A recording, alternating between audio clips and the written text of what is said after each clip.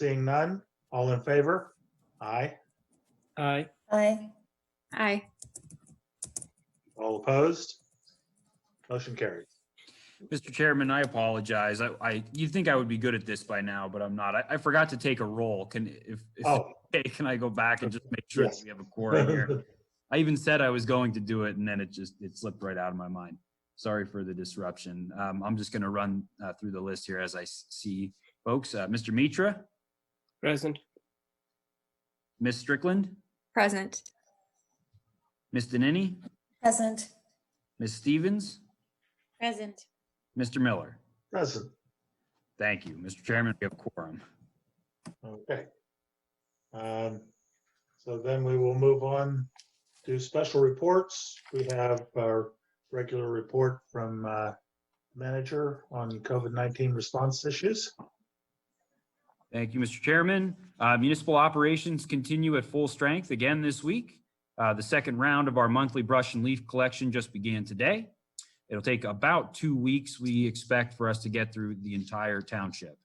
At our first collection that was held earlier this month, the road crew picked up 148 tons of brush from around the township, which is a number that's significantly high, even for this time of year when we typically get some of our largest amount of volume. We're usually between 70 and 80 tons, to give you some context. We do anticipate the second round is going to be heavy, but we don't think it's going to be as much as the first.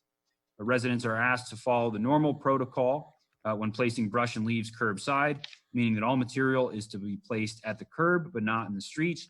And care should be taken to avoid utility boxes, mailboxes, and other impediments that may interfere with our operations and equipment. On a related note, this week is also bulk waste collection in the center region, if you haven't noticed driving around. Standard guidelines apply to bulk waste collection, and more information can be found on the Townships and COGS website. The Level 2 virtual activation of the Regional Emergency Operations Center continues this week. Meetings have been held with less frequency because of the lack of developments. I am aware that there have been questions relative to the enforcement of the additional safety protocol that's in place for residential and commercial construction activity by the Center Region Code Administration. It's my understanding that the Code Office will be coordinating and scheduling a webinar for local and regional contractors to attend and have their questions addressed. Details on the webinar are unavailable at this time, but will be forthcoming. The police department has partnered with the administrators of the Ferguson Township Elementary School to facilitate a teachers parade on Thursday, June 4th from 1 p.m. to 3 p.m. The parade will be led by Christina Clare and Carol Green, who are 2 faculty members of Ferguson Township Elementary that will be retiring at the end of this school year. 5th grade students have been asked to meet with their families at Fairbrook Park and remain in their vehicles to celebrate as the parade proceeds on Tadpole Road to celebrate their commencement to middle school. The route will proceed from the elementary school through Pine Grove Mills, then progress through Autumnwood and Fox Point before returning west on Whitehall Road. And a map has been provided to the parents of Ferguson Township Elementary children. A short survey has been available on the township website to assess the interest in the township hosting a virtual town hall to provide information and respond to any questions from the public about local and regional responses to the COVID-19 pandemic.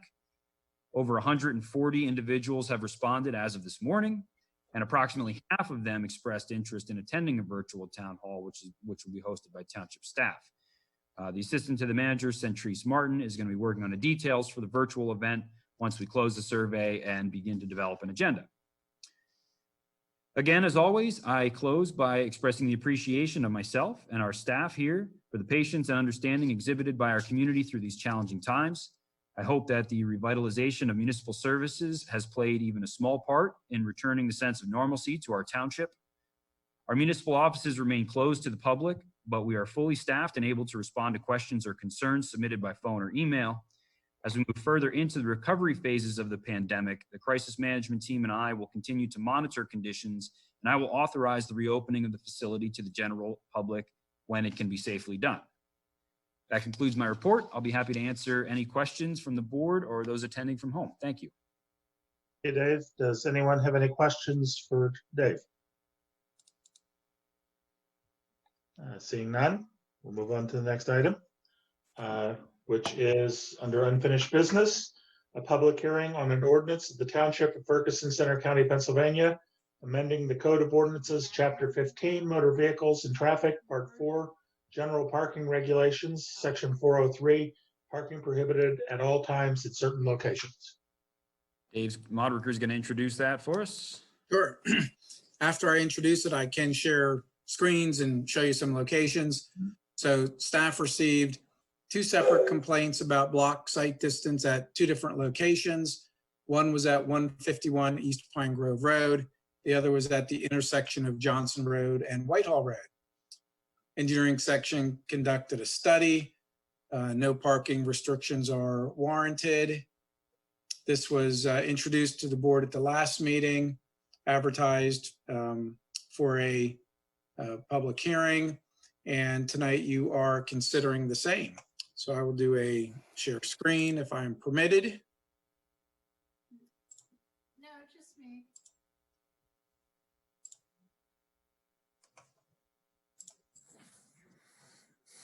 Are you seeing a depiction of Pine Grove Road? Yep. All right, so this is 151, I believe it's East Pine Grove Road. Vehicle pulling out of this location, looking east, site distance blocked by vehicle with trailer, commonly or at least sometimes parked in this location. It was there at the time that engineering checked the site distance. And so this is the limits of the no parking that is in front of you tonight. This is an aerial and a depiction of the intersection of Johnson Road and Whitehall Road. If, in this case, motorist is traveling on Johnson Road to the intersection of Whitehall, looking to the left or looking east, site distance blocked in this location, again, at times by truck, trailer, or perhaps recreational vehicle. Engineering conducted a study. These are the limits of the no parking that are warranted. And again, at the time that the engineering section did the study, parking was blocked by a vehicle. So those are the 2 actions that are in front of you, with a recommended motion that the Board of Supervisors adopt the ordinance amending the Code of Ordinances, Chapter 15, Motor Vehicles and Traffic, Part 4, General Parking Regulations, Section 403, parking prohibited at all times in certain locations, and then the narrative of that ordinance is in your packet. Okay, thanks, Dave. You're welcome. Because this is a public hearing, at this point, I would take any input we have from the public before moving on to board discussion. So if anyone cares to comment on this proposed ordinance, just let us know through chat or by waving, now that we're all back Hand on. raised. Matt Heller raised his hand. Okay, Matt. Yes, good evening, everybody. And again, thank you for having this discussion tonight. I appreciate it. As the resident at 151 East Pine Grove Road, I just want to thank Engineering Services for coming out and conducting that study and taking the time to go ahead and assess the situation. So my sincere thanks, and I hope it does pass the board this evening. So thank you for having me. And those are my only comments. Hope everyone is doing well. Thank you. Any other comments for the board? Seeing none, I would take a motion. I presented a move that the Board of Supervisors adopt the ordinance amending the Code of Ordinances, Chapter 15, Motor Vehicles and Traffic, Part 4, General Parking Regulations, Section 403, parking prohibited at all times in certain locations. Patty seconds. Okay, we have a motion and a second. Any discussion from the board? Seeing none, this is an ordinance, so it'll be a roll call vote. This is presented as ordinance number 1055. Ms. Danini, Yes. Mr. Miller, Yes. Mr. Mitra, Yes. Ms. Stevens, Yes. Ms. Strickland. Strickland. Yes. Okay, the motion carries. Next item on the agenda is a public hearing on an ordinance of the Township of Ferguson, Center County, Pennsylvania, amending the Code of Ordinances, Chapter 15, Motor Vehicles and Traffic, Part 2, Traffic Regulations, Section 215, Stop Intersections Established. Thank you again. I'll turn it over to Dave Modricker to introduce. Sure, and I have shared my screen if you can see this. Again, engineering section was requested to do a traffic study based on a complaint from a motorist that was traveling, I'll say northeast on Clinton Avenue, coming toward the L intersection with Curtin Street, making a left headed north. The act that caused the concern was a bicyclist going south, coming down Curtin Street, not stopping, passing in front of the motor vehicle and headed down the street bike path. So engineering did a study, and it is the judgment of the township engineer that the installation of a stop sign in this location is warranted with a placard that says "accept right turn." So in essence, it would not inhibit the movement of motor vehicles, but would be the legally enforceable mechanism to require a bicyclist to stop before he turned left and went down the path. And previously, this was presented to the board, advertised for a public hearing, and tonight in front of you is this request that the Board of Supervisors adopt an ordinance amending Code of Ordinances, Chapter 15, Motor Vehicles, Traffic, Part 2, Traffic Regulations, Section 215, Stop Intersections Established. The language is in your packet and as described by me. Thanks, Dave. This is a public hearing. If anyone has any comments I'd like to address to the board before we proceed, this would be the time. Seeing none, would take a motion.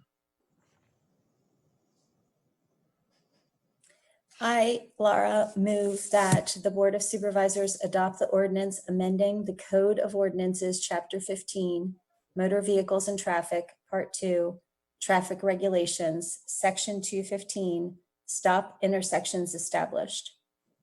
This is Lisa. I'll second. Okay, we have a motion and a second. Any discussion from the board? Seeing none, this will be a roll call vote for an ordinance. This is presented as ordinance number 1056. Mr. Miller, Yes. Mr. Mitra, Yes. Ms. Stevens, Yes. Ms. Strickland, Yes. Ms. Denini. Yes. Okay, the motion carries. Next item on the agenda is an authorization to advertise a public hearing on a conditional use application submitted by Aspen Whitehall Partners LLC and Aspen Route 26 Partners LLC for the Orchard View subdivision. Thank you. I'll introduce this briefly, and then I'll ask Jenna Wargo, Director of Planning and Zoning, to pick up where I left off and describe to the board a little bit about the conditional use process and what's being requested specifically this evening.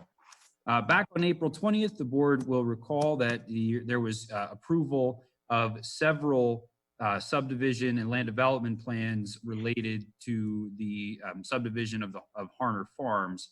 There was the 4-lot subdivision that divided the overall tract into 4 smaller pieces, and then one of those is the future phase of Orchard View subdivision. There's the remaining phase that will be a Sheetz gas station. There's another lot immediately adjacent to it. And then there was the Orchard View subdivision, which is a 36-lot single-family residential subdivision located at the southwestern part of the overall development. Now, of that subdivision in the southwesterly corner of the development is a stormwater facility that's set on its own subdivided lot. That stormwater basin is what we would describe as landlocked, meaning there's no frontage along a township street. one of the conditions of the approval of the Orchard View subdivision plan is that there on that basin that would front along a municipal road, which was created by the subdivision. I'm going to share my screen here just so that you can see an aerial of the lot.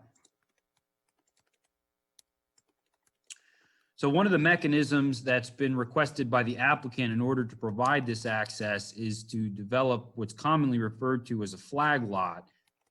This is not the best illustration to describe why it's a flag lot, but it's got a little flag pole, and then this larger carved out parcel would be the metaphorical flag itself. So what that would provide for is an access route for vehicles or maintenance equipment to be able to get to that basin and bring it into compliance with the township's ordinances. Now, under normal circumstances, when there's a conditional use that's required, which Jen will describe in a moment, as part of an approval of a subdivision plan, they're typically presented to the board all in one shot. This, due to an oversight on my end here, didn't get to be up on the board's agenda until this evening. But the good thing is it's a condition of approval of the plan. So without securing their conditional use approval this evening, the plan cannot meet all of the conditions of approval. So a conditional use is a little bit different than a use by right, which you would find in our approved tables in our zoning ordinance.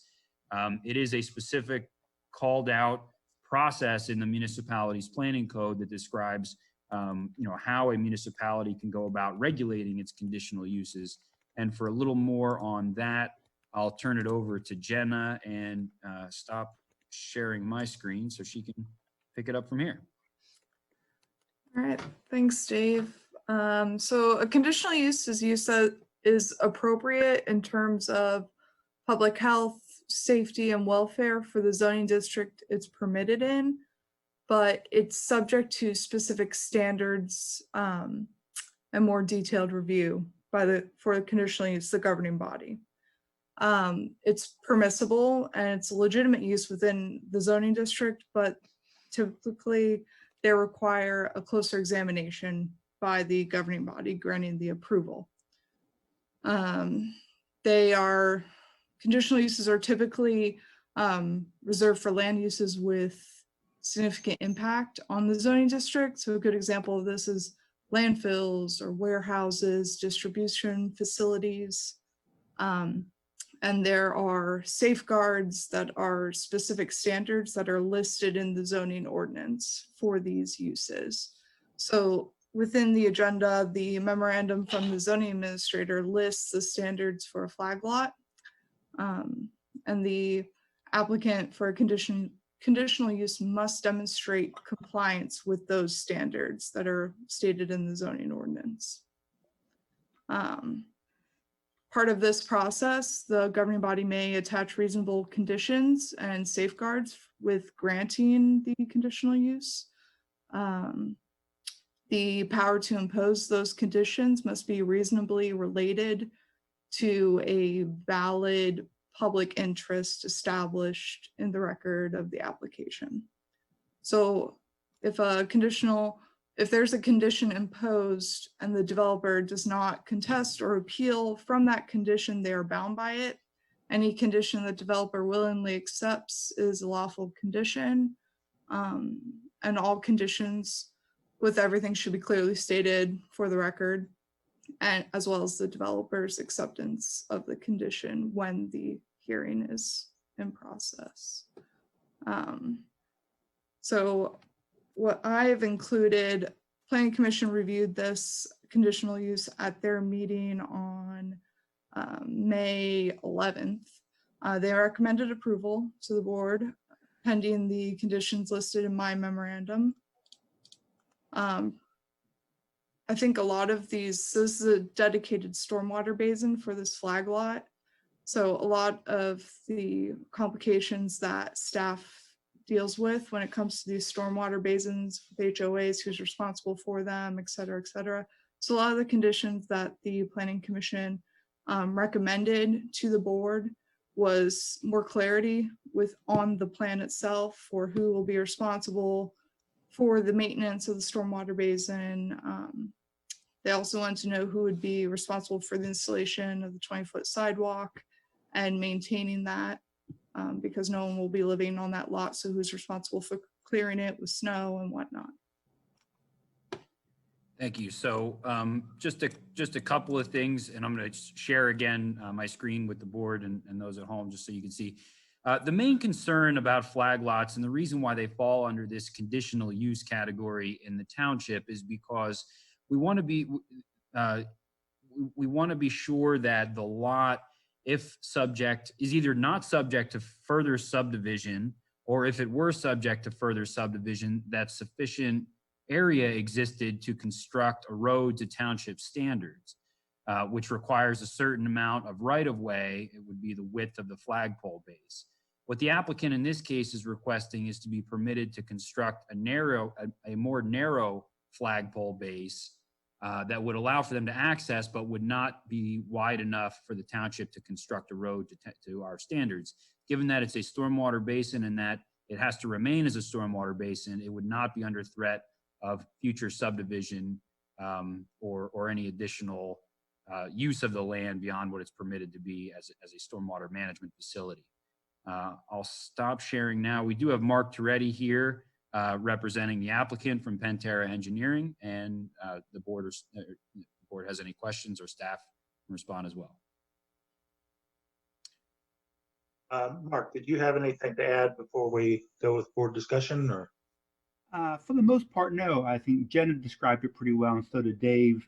Like typically flag lots are usually for a lot of rural subdivisions where you have these large lots and they have several lots coming off. And like what Dave described it as is typically that they want to make sure you have a width in the flagpole for if ever you need to be a public street. In this case, it's just basically to get access back to the stormwater basin. And during this process, we'd also coordinated with the township engineer to delineate, because his concern was, even if you have a flag lot and you just have an empty area there, the abutting lots will tend to creep into that with regards to landscaping or structures. And so we have at the beginning out by the street and then back at the end of the lot, we have a section of fence on both sides with some landscaping around it, just so they can see that, yeah, this isn't part of their lot.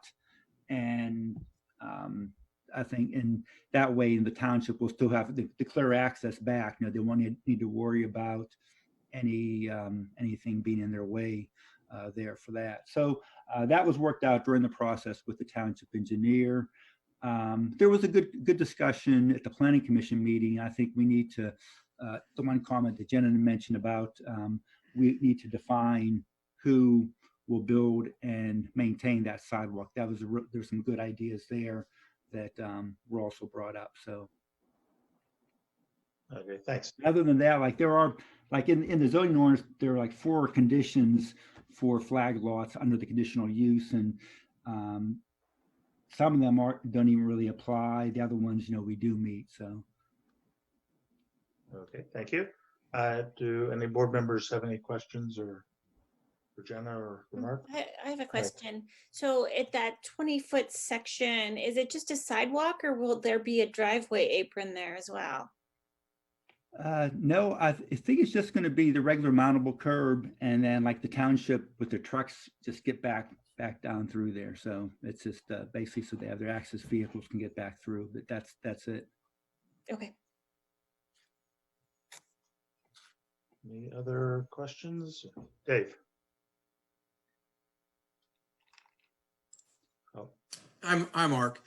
Hey, Dave. Just, I know you worked with Ron, but is that the 20-foot flagpole, is that your access way when you're building the basin itself, or are you actually accessing from a different location? Well, the basin will be built first. The basin is going to be built before any of the lots that are in there. So it's actually one of the few first things will be getting built in the construction process. Yeah, I was just asking if you intend to use that as your access way when you build the basin, or are you accessing it from somewhere else? Well, I mean, we can coordinate that wherever, and right now, this just all, it's all fairly open, so. Okay. But All right, but in the end, trying to have it access so they can get that as, more compacted area, or what do you, what are your but I thoughts mean, on that? that's your intention, is to use that access way for whoever has to maintain it, mow it, whatever. Yes, correct. Uh-huh. That's all. Okay. Laura, you had a question? Yes, thanks. I have a few questions. This is R1, and I just am noticing the stormwater basin is like way bigger than our maximum lot size. We still have a maximum lot size in R1, right? And I just ask, is that a typical thing that we just see in any plan? We just see kind of like a different lot size for a stormwater basin. And if it's true that we still have a maximum lot size, which I'm not sure if we do or not, I guess we do. Does there have to be some kind of conditional use along with that lot size, or some sort of variance along with that different lot size? Because it's not in, I know this is not about the flagpole, sorry, it's a little bit of a different question. We I'm just establish noticing that. minimum lot sizes in the R1 zoning district, but there's no cap on the maximum size of a lot. There are restrictions on maximum impervious area and coverage that you can have on a specific lot, but it doesn't restrict the acreage of a permitted parcel. Okay. Minimum. I think it used to be 1 to 3 or something. Maybe that changed. No, there. In rural residential, there are restrictions on specific uses that and Right. maximum lot sizes, Right. presumably other zoning districts as well, but they're more use specific. Right. Thanks. And then my other question is, will there be or is there already a signed document between all of the parties about the stormwater management? Is that called the stormwater management plan? Or I believe it's There's a couple stormwater things. management agreement. agreement? That's it. Thanks. Yeah, Is that finished yet? Okay, I'm sorry. Standard agreement that we include in our stormwater ordinance that is uniform generally across all developments, that is executed along with the approval of the plan. Gotcha. So We don't that we don't draft them uniquely for individual stormwater management facilities. We have a template that's used throughout the township. Okay. And then, so what you were talking about the HOA being assigned to manage the stormwater basin, that information is found on the plan itself then, or? That's correct. Those are generally included as conditions of approval of the plan, that a property owners association will be established. And then in the covenants of that HOA that's formed includes the specific prescriptive requirements for maintaining basins or any other common areas that are going to fall on the responsibility of that HOA. And then they're the named parties in said management agreement. That's correct. Okay. That would get transferred. It would be the developer's responsibility to maintain stormwater management facility until it ultimately gets turned over to that property owners association, where it becomes their responsibility. And there's usually a triggering event or mechanism that's baked into the approval there. And maybe Mark or Dave or Jenna have some specifics about this particular one, but once it's turned over to that HOA, that's when it formally becomes their responsibility. Up until then, the township expects that the developer will complete the maintenance and any required repairs and build it as designed and make sure that it functions as designed as well. And that's typical.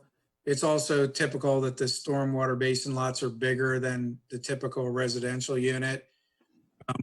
What's helpful is when it's an HOA that's active and news and is current. So, when all that happens, it works out well. And it also seems to work out well better when the basin is a single lot as opposed to spread out in the backyards of 3 individual lots, which we have in some cases too. And then the responsibilities put on those 3 owners. So typically with, with a modern, active, due-paying HOA, it tends to work out better. Thanks. I have one more question that is related to design. So just seeing the flag lot made me think a little bit more about my questions about the low impact design in stormwater management. And so knowing that the stormwater flows, I mean, I know it's slowed on site at Sheets, but then it flows eventually down to this flag lot stormwater basin. Well, first my question is, will residents have access to that? Will that be the kind of thing they're going to want to walk in at all, or will it be not? And then kind of second question is, if we wanted to incorporate more of a low impact design, kind of an idea, this is maybe for the engineers and the stormwater people, would an idea be to, instead of making such a pole, make more of a swale down through like lot, under road lot, and then down to the stormwater basin. So you have more of a swale than just it's all going down to the basin, and it's kind of integrated through the development a little bit more. So that's not necessarily like, I mean, all of the ships have sailed on that, but that's just looking at it, I had that question. So while we're all here together, do you have any quick thoughts on that? Maybe Dave Modrecker. Yeah, so my thoughts on that, Laura, would be that would definitely be something that would want to be discussed at an early stormwater design kickoff meeting. Long ago and far away, stormwater engineers were handed the plans near the end, the crater and the low point on site, and that's all you get. But it has evolved, or it's supposed to have evolved. And so I think Mark described, and I haven't been involved in the plan review on this, but I think Mark described some of the BMPs that are upstream of this. I mean, if it's doing, the traditional volume control at the low point, and that a lot of times is what happens. But if you want to do something other than that, a lot of forethought and design have to go in up front. And as a supervisor, how would I emphasize that more up front? Because I feel like there were residents there, they talked about it, we all talked about it, but we just talked about it. We didn't really say, let's really strive to do that. Let's look at low impact design, and maybe it's not feasible, but maybe it is, just to see if we can continue to nudge things in that direction. Would that just be more emphatic up in the front, or? I think it's a bigger discussion because, well, first of all, the flag lot issue is primarily for access. It's not for conveyance. Yeah. So I think need to just be a little bit cautious about not convoluting the two, because there's going to be heavy equipment that, is going to need to use that access point to get back to the basin. And if it were a swale or had some, significance for stormwater management, we would be concerned about compaction and other issues that we may get as a result of that. So this is entirely for, for a need to access the basin for continual maintenance. But yeah, let me stop you there for a second. When I was saying that, I was really just like, that gave me the idea that you could have other lots where you wouldn't be compacting them, be stormwater lid kind of facilities. So, but yeah. So I think in general, our stormwater ordinance, which requires, frankly, and I think, Mark Toretti probably would agree with me on this, or I know John Zepp would, a significant amount of a development be dedicated to stormwater maintenance, because we divide retention and infiltration stormwater management facilities, and we require that all stormwater be handled on site. So depending on the need for impervious coverage and the need for stormwater management facilities to address runoff from that development, it can be difficult to manage that volume through the low impact development strategies or green best management practices, as in rain gardens or bioswales or other things that you see, because of the volume of stormwater that we're talking about needing to be able to retain in a 100-year storm event. So I think the analysis, and we've started a little bit of this on staff already, the analysis that has to be done is a little more in depth, and it's got to be, I think, couched in the context of a review of our stormwater management ordinance, which, while it allows for these strategies to be used, I think we really have some work to do to apply some of those low impact development stormwater management strategies to the requirements and needs that we bake into our stormwater management ordinance, and have a realistic conversation about whether one can handle the other or whether they need to be revised in order to meet those needs. There's nothing that stops a development from incorporating those strategies, and we permit, and like Dave said, encourage those to be worked in. So, maybe that is something that we can, put a bigger focus on as we look at future developed areas and stormwater management overall on site. But there does have to be some more careful analysis that we put into on the back end to make sure that our regulations aren't necessarily prohibitive of those strategies being used in lieu of the more traditional stormwater management facilities.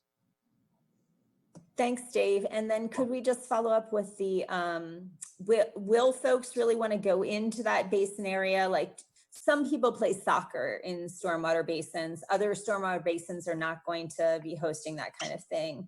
Do you have an opinion, Mr. Toretti, on this particular stormwater basin? This one is actually, the landscaping, the seeding is more of a natural mix that will be mowed maybe twice a year. And other than that, it's a special seed mix specifically for the basins that will grow naturally up there. So it'll look more like a natural area than a field. I see. Dave Modricker, will that need to be it's not going to be us. We're not going to be taking care of it. But will it need to be hand or for compaction purposes, or can they mow that like with a lighter weight mower type thing? Typically, they can be mowed with like a low ground pressure type equipment at the right time of the year. Great. Yeah, and we actually have some notes. We talked about that with the township engineer, especially for the first couple of years, with what type of equipment they do use on there, so it doesn't compact the ground. Great. Thanks for all my questions. I do have one more that I should have asked when we did the Sheets Land Development Plan, but we're talking about stormwater, and I'm thinking about contamination. So I recall, I think that now we, when we're reviewing a gas station, we make sure that the individual signs or it has relationship to the MS4, so that there's, if there is like runoff, inappropriate runoff, they have to fix the facility to mitigate that runoff if there is that. We have that kind of agreement in place for this plan, right? Or that it falls under that, right? For the sheets. I'm not sure which one that is. I know that we had accounted for spills at the pump so that they could be caught. Okay. So that was kind of the main thing. Okay. And you have, and the owner of that will have to repair it up to that standard so that leak will be caught. Okay.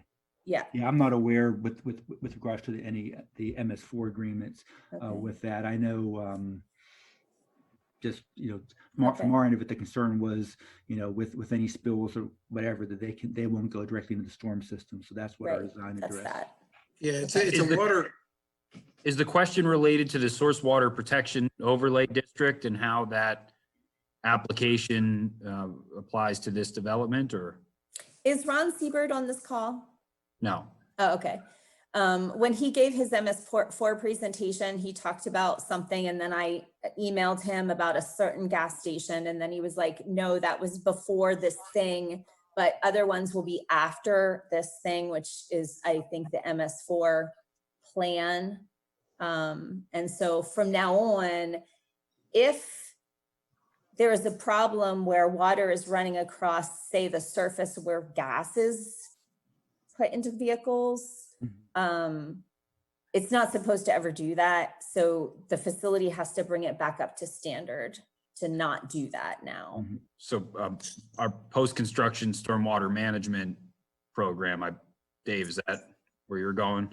Yeah, well, what I was gonna say is gas stations are, considered a water quality sensitive activity. I know when we designed our own fueling station and we were looking at the details of that, I think what you might be getting at is that the area under the canopy, well, stormwater is the site is graded in such a manner that water doesn't flow under the canopy toward the pumps. Okay, that area kind of is a break in the concrete grades, and then any spill that happens in that pump area, at least on our site, and there's other standard details, that actually goes to its own kind of water separator or tank so that the spill can be contained and pumped out. I don't know that there is a specific detail though for every gas station. They can be individually suited to try to accomplish the same purpose.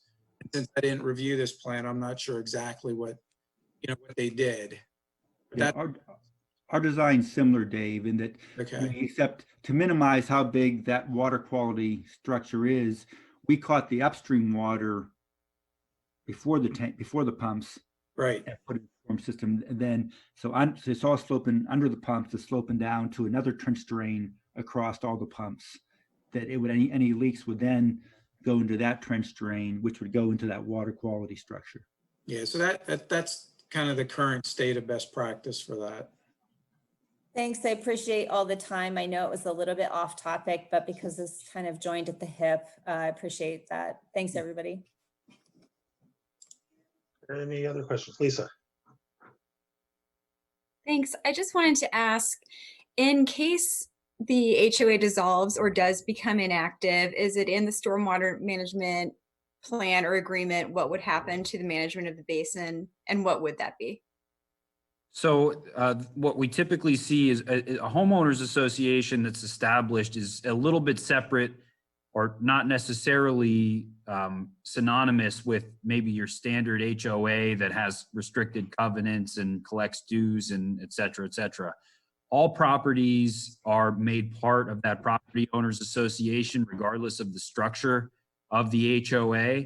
Until it is formed, it's the obligation of the developer, but once it is formed and turned over to them, it's theirs in perpetuity. So even if there is, and we see this happens around the township more often than I'd like, where an HOA, maybe property owners aren't even aware that they're in one, but we're still permitted to require that they follow the conditions of the approved plan, and that they assume responsibility for maintenance of those facilities that are provided to them by virtue of the approval of the plan. If they neglect to fulfill those responsibilities, the township has in its stormwater ordinance an enforcement mechanism that would allow us to go in and make the repairs, and then we would assess the property owners association, or in the absence of an HOA, we would assess equally all property owners that are part of that development.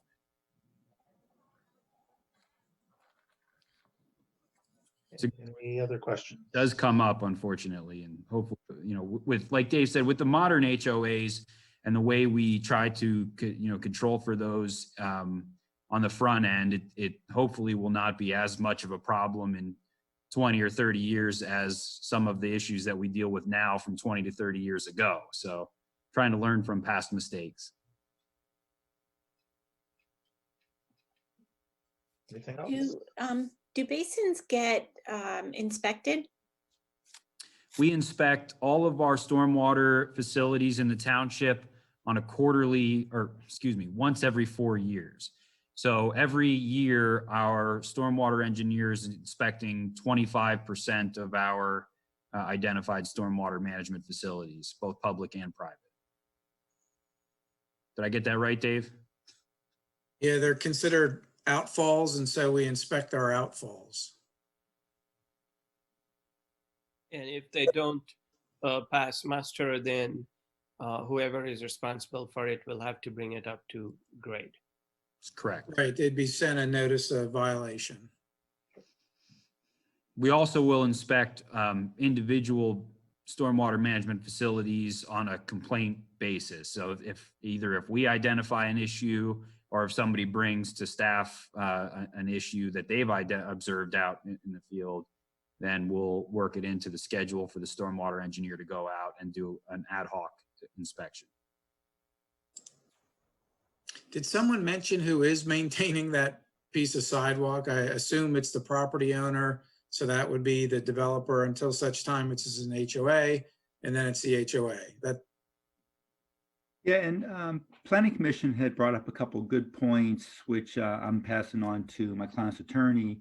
You know, one option they brought up is, which we'll see if we want to do, would be maybe one of the budding lot owners for your annual dues or fees for the HOA, they would get a discount in maintaining, if they would have to maintain that extra 20 feet or so. So that's something which I'm going to pass on to the client's attorney to see if they want to include that in there, because you're right, everybody else is, maintaining everything, and you have this little 20-foot area that would be a good way to, one of the property owners is out there already maintaining that sidewalk, that, they could take care of that and get a little discount on their HOA fees. Operationally and internally, that makes sense. From the township's point of view, notices and complaints would get sent to the property owner. Uh-huh. That's just the way that works. Okay. It was a good idea. Yeah, no, I mean, operationally, you could make it work that way. Yeah. But if one of the board members said, hey, who's fixing it, or who's enforcing it or whatnot, that's what it comes down to, is when we do inspections, the issue ends up being with the property owner, because that's the way the ordinances are written. Mhm. Laura. Thank you. Actually, the questions about maintenance brought one more question to mind. Mr. Truddy, I think you said that the stormwater basin would be planted with a seed mix, right? Yeah. Is there, I'm recalling now that sometimes when there's a community area in a plan that's maintained by an HOA, the management changes. So is the seed mix something that's part of what has to happen with the stormwater basin? Or could it be that the HOA next year, or well, the year after it's built, decides to just go ahead and mow that to grass? We have one that, like you said, I think it's going to be the more natural looking type of landscaping then, and it would be, for them, it'd be less maintenance if they didn't mow it. I guess if they, that's a good question. I don't know what would happen if they would want to mow it all the time. To me, that's just going to be more expense on their end to do that. It's a good question. Language should be in the stormwater maintenance agreement, although our experiences are the opposite, that the older stormwater maintenance agreements say they'll be mowed at 6 inches, and they let them grow, and we get complaints that the stuff's too long. So It's always something. yeah, it's an interesting question. If they have an approved stormwater maintenance plan that says they're going to use a certain type of Ernst low mow mix, it needs to be mowed twice a year, but then they're out there doing it 5 times. Right. Sure what we do about that. Yeah. Is there language in there that states that a certain seed mix shall be used? Yeah, it's on the plans, and the maintenance for Okay. it is on the plans too. Yeah. Okay. Yeah. Great. Okay. Thanks. Okay. Now I think I'm really done. Thank you. Okay. Anything else? Not seeing any other hands raised. I would take a motion. This is Lisa. I'll move that the Board of Supervisors authorize advertisement of a public hearing on the conditional use application for the Orchard View subdivision for June 1st, 2020. Second, Prasenjit. Okay, we have motion and a second. This is not a roll call because it's just the authorization. So all in favor? Aye. Aye. Aye. Okay. And all opposed? Motion carries. Okay, thank Next you. item on the agenda is under new business, the consent agenda. The only item we have at this point is the acceptance of the March 2020 Treasurer's Report. I move to accept the treasurer's report. Good. Second. Okay, we have a motion and a second from Percentage. All in favor? Aye. Aye. Aye. Opposed? Motion carries. Next item is a public hearing on a resolution of the Township of Ferguson, Center County, Pennsylvania, authorizing the submission of an application for a grant from the Pennsylvania Department of Transportation for the 2021-2022 Center County Sobriety Checkpoint and Expanded DUI Enforcement Program, and authorizing the township manager to sign all documents related to the grant on behalf of the township. Thank you. I'll ask Chief Albright to talk a little bit about the resolution and the grant program. Thank you. Provided with the agenda is a copy of the resolution authorizing the submission of the Center County Highway Safety Enforcement Grant. Grant encompasses funding for DUI enforcement, aggressive driving, occupant protection, pedestrian safety initiatives. That's for State College. The grant will provide funding for enforcement activities in Ferguson Township, Patton Township, Spring Township, State College Borough, and help from the Center County Sheriff's Office. There's two major changes with the grant this year. One is, in the past, each municipality got we always had the DUI grant, but each municipality got their own individual money for aggressive driving, occupant protection. And whenever they got those grants, they reported them to their individual contacts at PennDOT.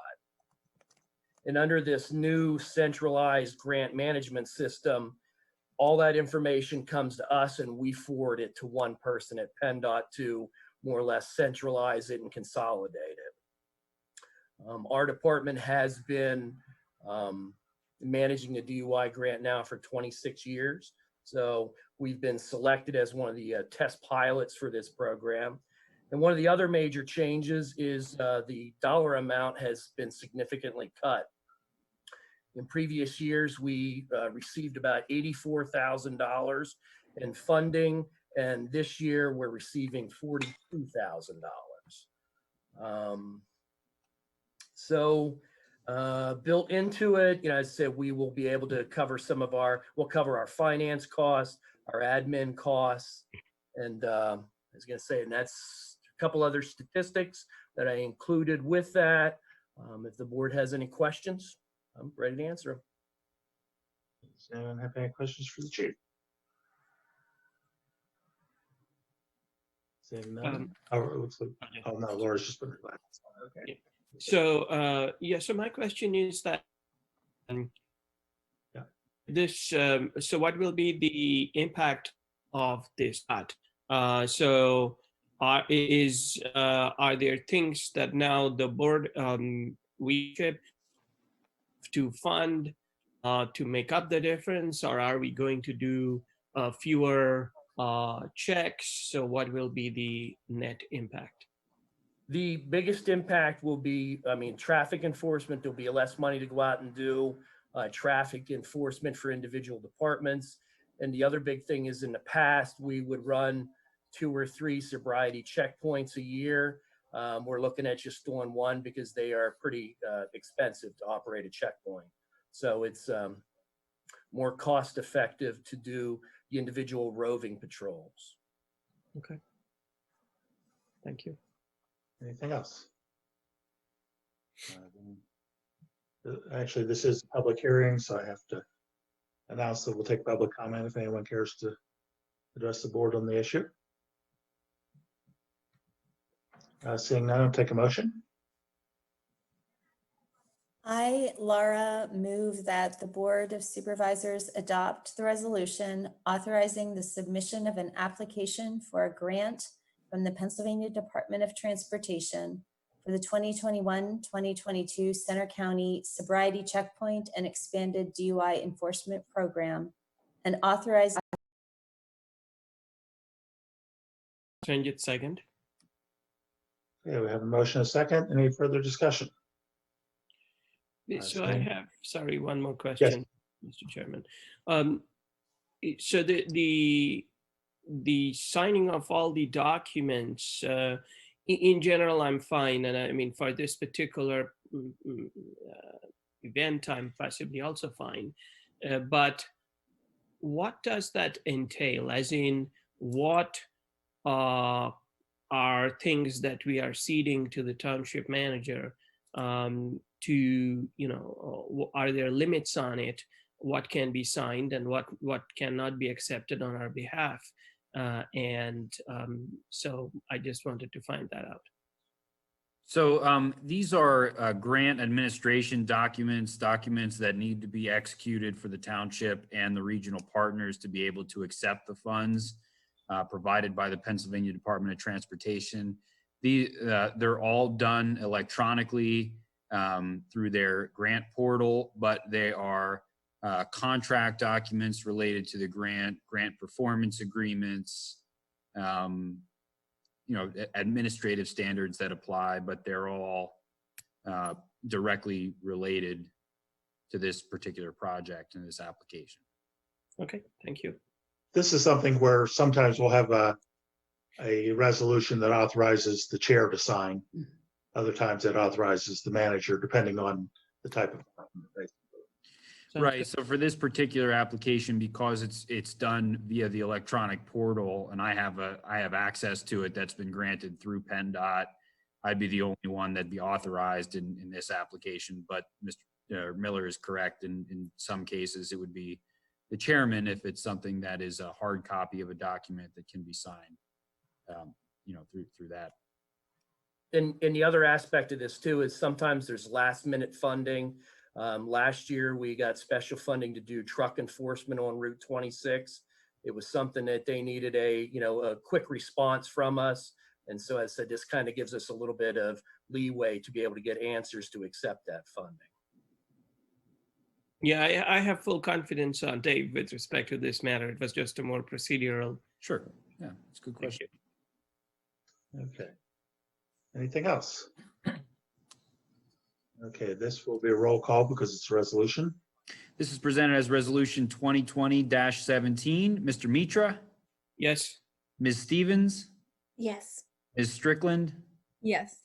Ms. Danini, Yes. Mr. Miller. No. The chief knows why I say no. I do it every year. So. We're down to one this year.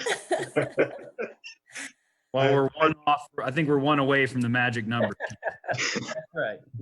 I have some objections to the whole process, but not enough to argue against it. So that's why I vote no, but don't argue for no. Okay, the next item on the agenda is a proclamation of the Township of Ferguson, Center County, Pennsylvania, congratulating the State College Area School District Class of 2020 and other area graduates on an exemplary academic career. Thank you. I'll actually ask Ms. Strickland to introduce this one. Sorry for putting you on the spot. That's all right. I appreciate it. Thank you. So thank you, Dave. I've been talking with Paul Takek. He's on the College Township Council recently, and he and I are both parents of State High seniors this year. And we and other parents and the PTO and school staff have all been trying to think of some different ways to acknowledge these students' graduation this year, since the live commencement has been canceled. So I talked with Steve a bit, and after talking with him, we thought it would be nice to offer a proclamation of congratulations and support from the board to area graduates. So in your packet, you'll see a proclamation that Dave artfully crafted. It was really well written, and I appreciate his effort on that. College Township is also putting something together and possibly the borough. I'm not sure if they're moving forward, hopefully. And we're hopeful that maybe COG would put something together so that there could be a unified statement of support at some point here. So that was it.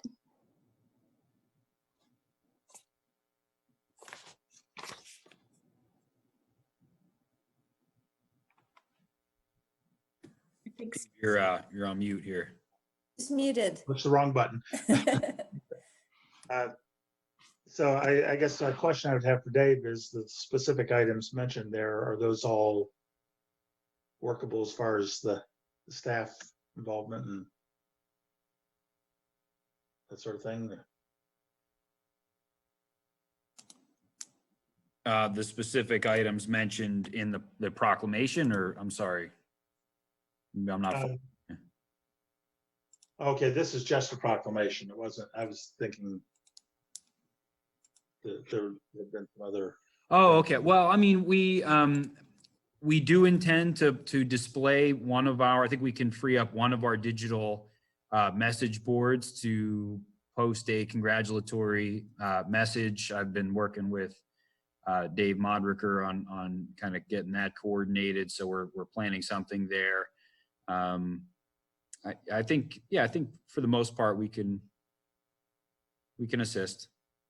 Okay, there are several things Lisa had mentioned when I was in discussion with her that she wanted to be sure that those all work with as far as the staff. Okay.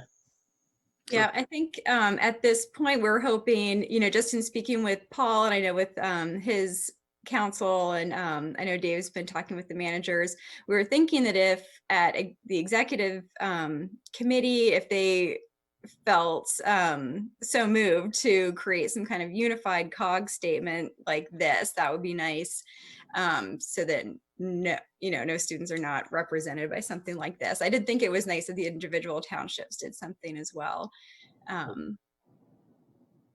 But these seemed like the feasible things at this point.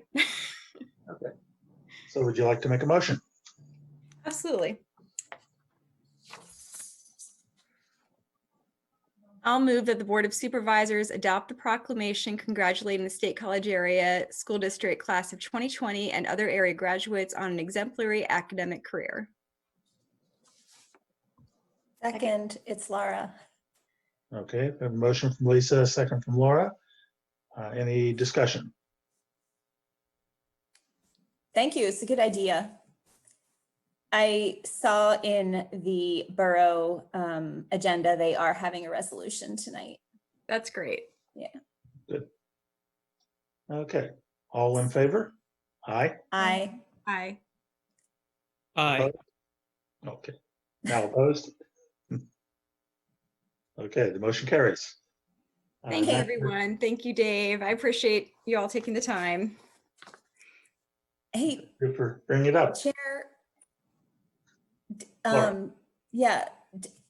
Is it just me or is my camera going like in and out like crazy right now? Yeah, It is? you Can do you have see it kind too? of a I'm like not an old doing horror it. movie kind of effect where there's So someone that's right behind you. Now you're gone totally. Yeah. So I'm having some technical difficulties. So there you go. We can hear you fine. Yep. Good. I can hear you as well. Okay. The next item is a request for economic development funding, Pine Grove Mills Farmers Market. Thank you. I'll introduce this and then I'll turn it over to, we have a couple of representatives from the Pine Grove Mills Farmers Market Steering Committee, but Ron Strauss is going to present on their behalf. The board did appropriate funding in the 2020 operating budget to support local and regional economic development initiatives. Over the last 2 years, the township has been providing financial assistance to the Pine Grove Mills Farmers Market, which sits in the parking lot of St. Paul Lutheran Church in Pine Grove Mills. This year, the Market Steering Committee is requesting $3,000 from our Economic Development Fund to assist in offsetting some of their operational expenses for the upcoming farmers market season.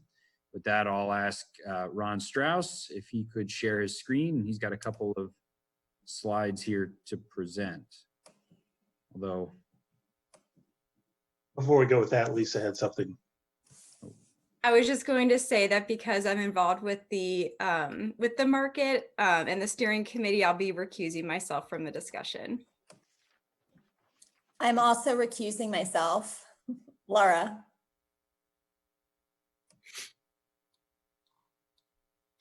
Hello, this is Ron Strauss. Thank you, Dave. I'm the treasurer of the Pine Grove Mills Farmers Market Steering Committee, and I'm real happy to report that we are having a farmers market. It's going to be at 277 West Pine Grove Road and Pine Grove Mills, and it's going to be every Thursday starting June 11th, running through September 24th from 3 to 7 p.m. I thought I'd give you a summary of what happened last year. Last year, we had an average of about 132 cars come through, stop at the market each week. We had a peak of 170 cars one week. Last year, we had space for 22 vendors. Last year, the weather didn't cooperate real well. We had a number of markets that we had rain, and for that reason, we had the customer total customers were a little less than we would have liked. Even when they forecast rain, they didn't come out too much. So that's we had that kind of a problem last year. We had great volunteer coordination last year, and good community involvement, and also good entertainment. I wanted to show you the income expense summary from last year. The expenses for 2020 are going to be about the same as the expenses or at least the budget for 2020 is about the same as 2019, except we had to increase a little bit, and I'll show you why a little bit later. Last year, the income was $10,694. Notice that the vendor registration only takes up 32%, makes up 32% of the income. And we need sponsors and grants in order to make up the income to pay for the expenses. And as you can notice, the expenses for last year were $9,435. A little over 50% of that goes to staff salary. We do have a part-time market manager that we pay the salary. Marketing takes up 28% for last year. This year, because of the COVID-19 related restrictions, we had to increase the space in between vendors by 6 feet. So there's going to be 6 feet of spacing between the vendors. For that reason, we're going to have to limit the vendors to a total of 16 vendors because we don't have enough space for to do more than that. Also, because of the COVID-19, we're not going to have any entertainment and no on-site dining. So it's going to be takeout only. This is a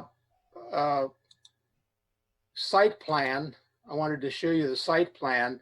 Our plan is to have one entrance and exit so that we can control the amount of customers in that area. And we're just going to monitor that. We're not going to count customers. We're just going to monitor it. And so if we see that there's too many customers in an area that they're getting too close to each other, we'll just limit the number of customers coming in. Over here, we do have an ice cream truck. So, and we're still looking for a food truck. Okay, but for a total of 16, that includes an ice cream truck and a food truck. So that'll be 16 vendors. Last year, you awarded us an extra $500 for contingency funding, which we actually had to use this year. We installed a Wi-Fi system to cover the parking lot for the vendors. The idea with that is that so that they could actually use online transaction for money rather than exchanging dollars and so forth and money.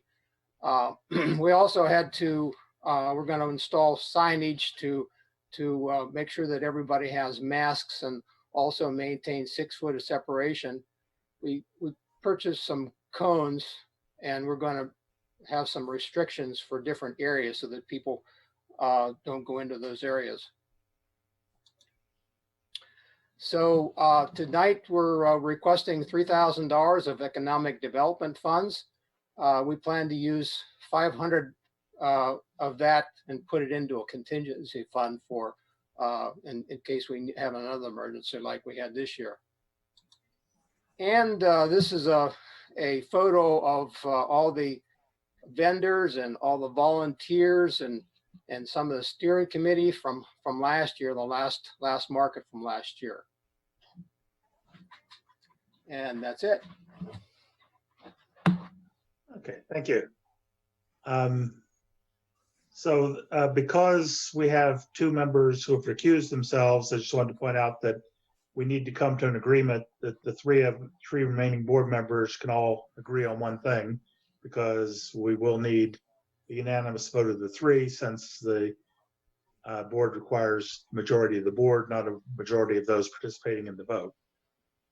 The other thing I wanted to point out is that since Bridget and Patty are both new this year, we decided a couple of years ago when we started supporting this as a township, or giving township support to it, that the appropriate funding will be the economic development funding, not, we have a funding for activities and nonprofits, but we felt that this was actually an economic development activity because it supports the efforts of farms in Ferguson Township. There are a number of people in farming businesses that are participating in this farmers market, and we felt it was appropriate use of that money. So that was the reason for that particular designation of the funding in the past. And the proposal is to do the same thing this year, to take it from an economic development pot that we have. So I guess, are there any questions either about the process or questions for Ron from the board? Yeah, this is Prasenjit.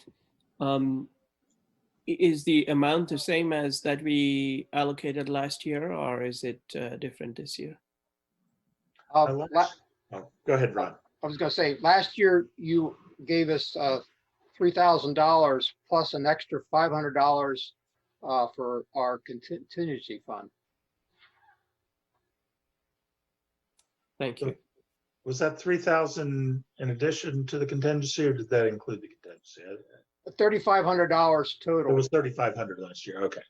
I didn't remember which number it was.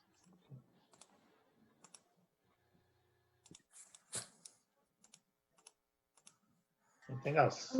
I guess I just wanted to say that in general, I wouldn't be in favor of increasing the amount. I think that it's something that we should strive as it builds, that it should be a little more self-sustaining. But I also realize in this particular pandemic time that it's going to be extraordinarily difficult. So yeah, I guess I'm comfortable with the $3,000 amount. And the other side of the equation is the expenses for this particular event. Are the projected expenses about the same this year? This year, the expenses are going to be a little bit higher because we had to purchase some extra equipment because of COVID-19. Okay, and following up on a question posed by Ms. Stephens, are there plans for this organization to become sort of a little more self-sustaining going ahead in the future? I'd like to know more, or is this something, the Ferguson Township government would need to be funding on a continuing basis? I think so far it has been an annual request. I don't think we've actually committed to anything other than year by year. For my part, I would be support continuing to fund it, but we're actually just doing a 1 year at a time commitment in terms of what we're doing right now. Is the organization thinking of raising or becoming more sustainable in the future, or would this is roughly what would continue? Steve, this is Bill Keogh. I'm on the board of this organization and work with Ron with regard to the presentation this evening. As you saw in the presentation that he made, we solicit sponsorship outside of the organization itself.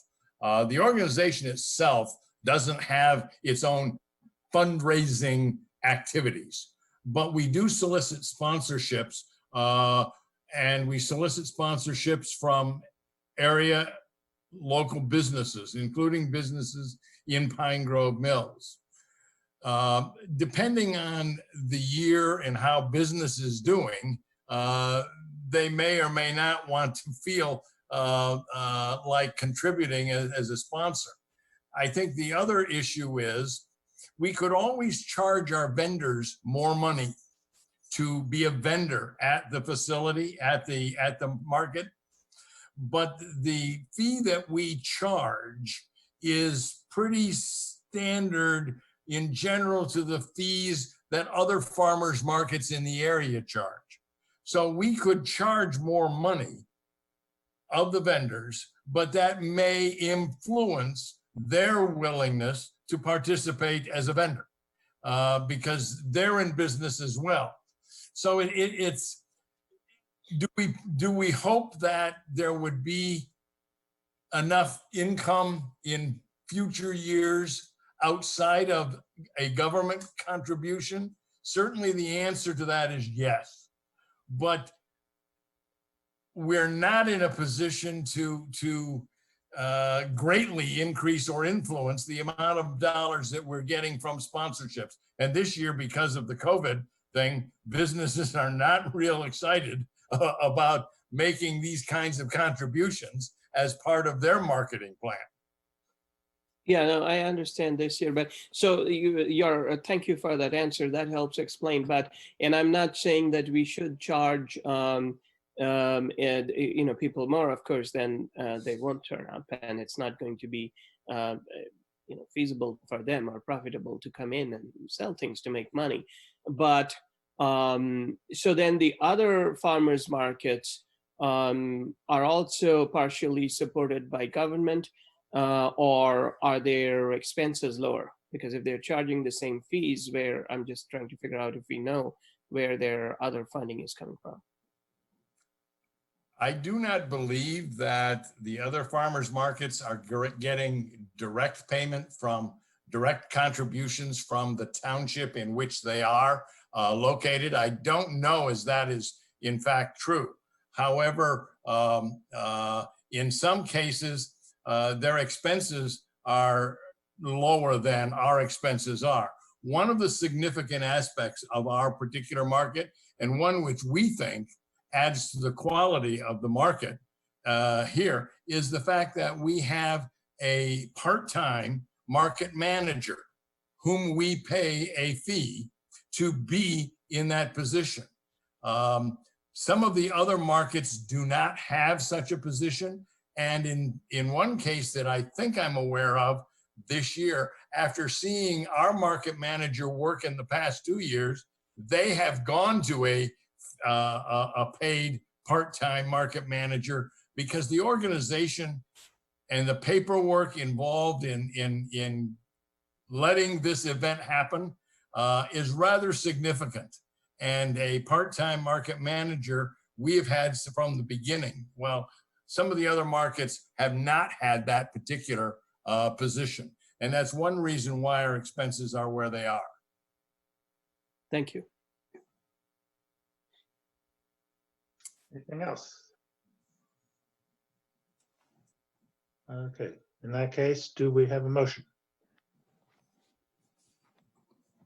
Yeah, I move that, Prasenjit moved that the Board of Supervisors authorize the appropriation of $3,000 from the township's economic development account to the Pine Grove Mills Farmers Market.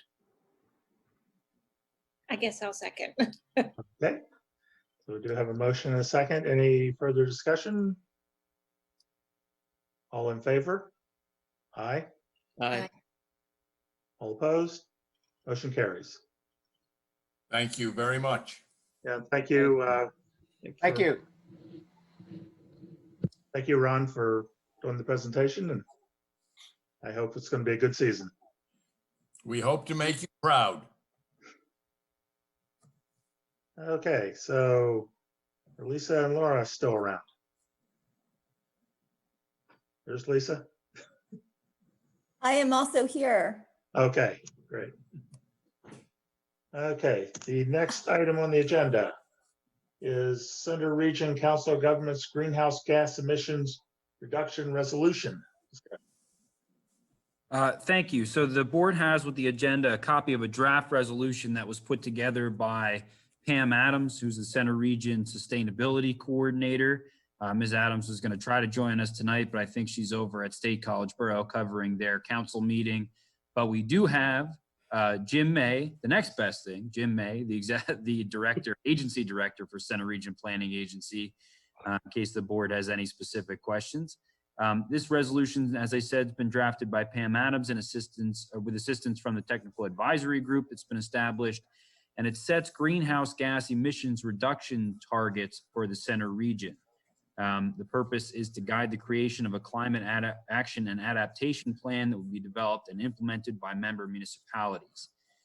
This is following suit of Ferguson Township, who adopted a similar resolution, although slightly modified from the language in the regional draft, Resolution 2017-14, which effectively commits the township to establish and develop a strategy to achieve net zero greenhouse gas emissions no later than 2050 in a manner that is fair, transparent, and economically feasible. The Public Services and Environmental Committee of the COG has asked for feedback from member municipalities, recently been considered by Pam Adams and her department. Thank you, Dave. Welcome. The resolution is included in the agenda. I guess first ask if Jim had any comments to add to this or what Dave said. Hi, thank you, Dave. I do not have any comments. I'd be happy to take any questions, and if there's anything you need answered tonight, I can text Pam and see if she can either cut into this meeting or help us answer questions. Okay, thanks. Any questions or comments from the board? Prasenjit. Yeah, I wanted to know if this resolution, if you have a shorthand guide as to how it differs from our Ferguson Township resolution. I think the bigger or the maybe the biggest divergence, if you want to call it that, is the achievement levels that are set for greenhouse gas emissions reductions goals. What's presented in the regional resolution would be to immediately begin to develop a plan to achieve an 80% reduction in greenhouse gas emissions by 2050 based on 2010 levels. The township's resolution commits to a net zero, or maybe not 100% reduction, but 100% offset in greenhouse gas emissions by no later than 2050. So, maybe by that measure, the township's resolution is a little bit more ambitious. But, maybe there are other areas where they are different as well. There is the same language in the COG resolution on transparency, fairness, and economic feasibility. But there are some additional provisions under the resolved statement relative to the promotion of clean renewable energy and relative to encouraging local projects and local impacts first prior to making an investment out of the region, meaning that there be strategies taken to reduce greenhouse gas emissions within our geographic footprint, as opposed to purchasing offsets, carbon offsets or renewable energy credits that are developed and implemented in other states or regions of the state or other parts of the country. Thank you. That was so Yeah. thorough, Dave. That was so thorough. The only thing I would add is that the COG removed reference to the Paris Agreement Oh, good point.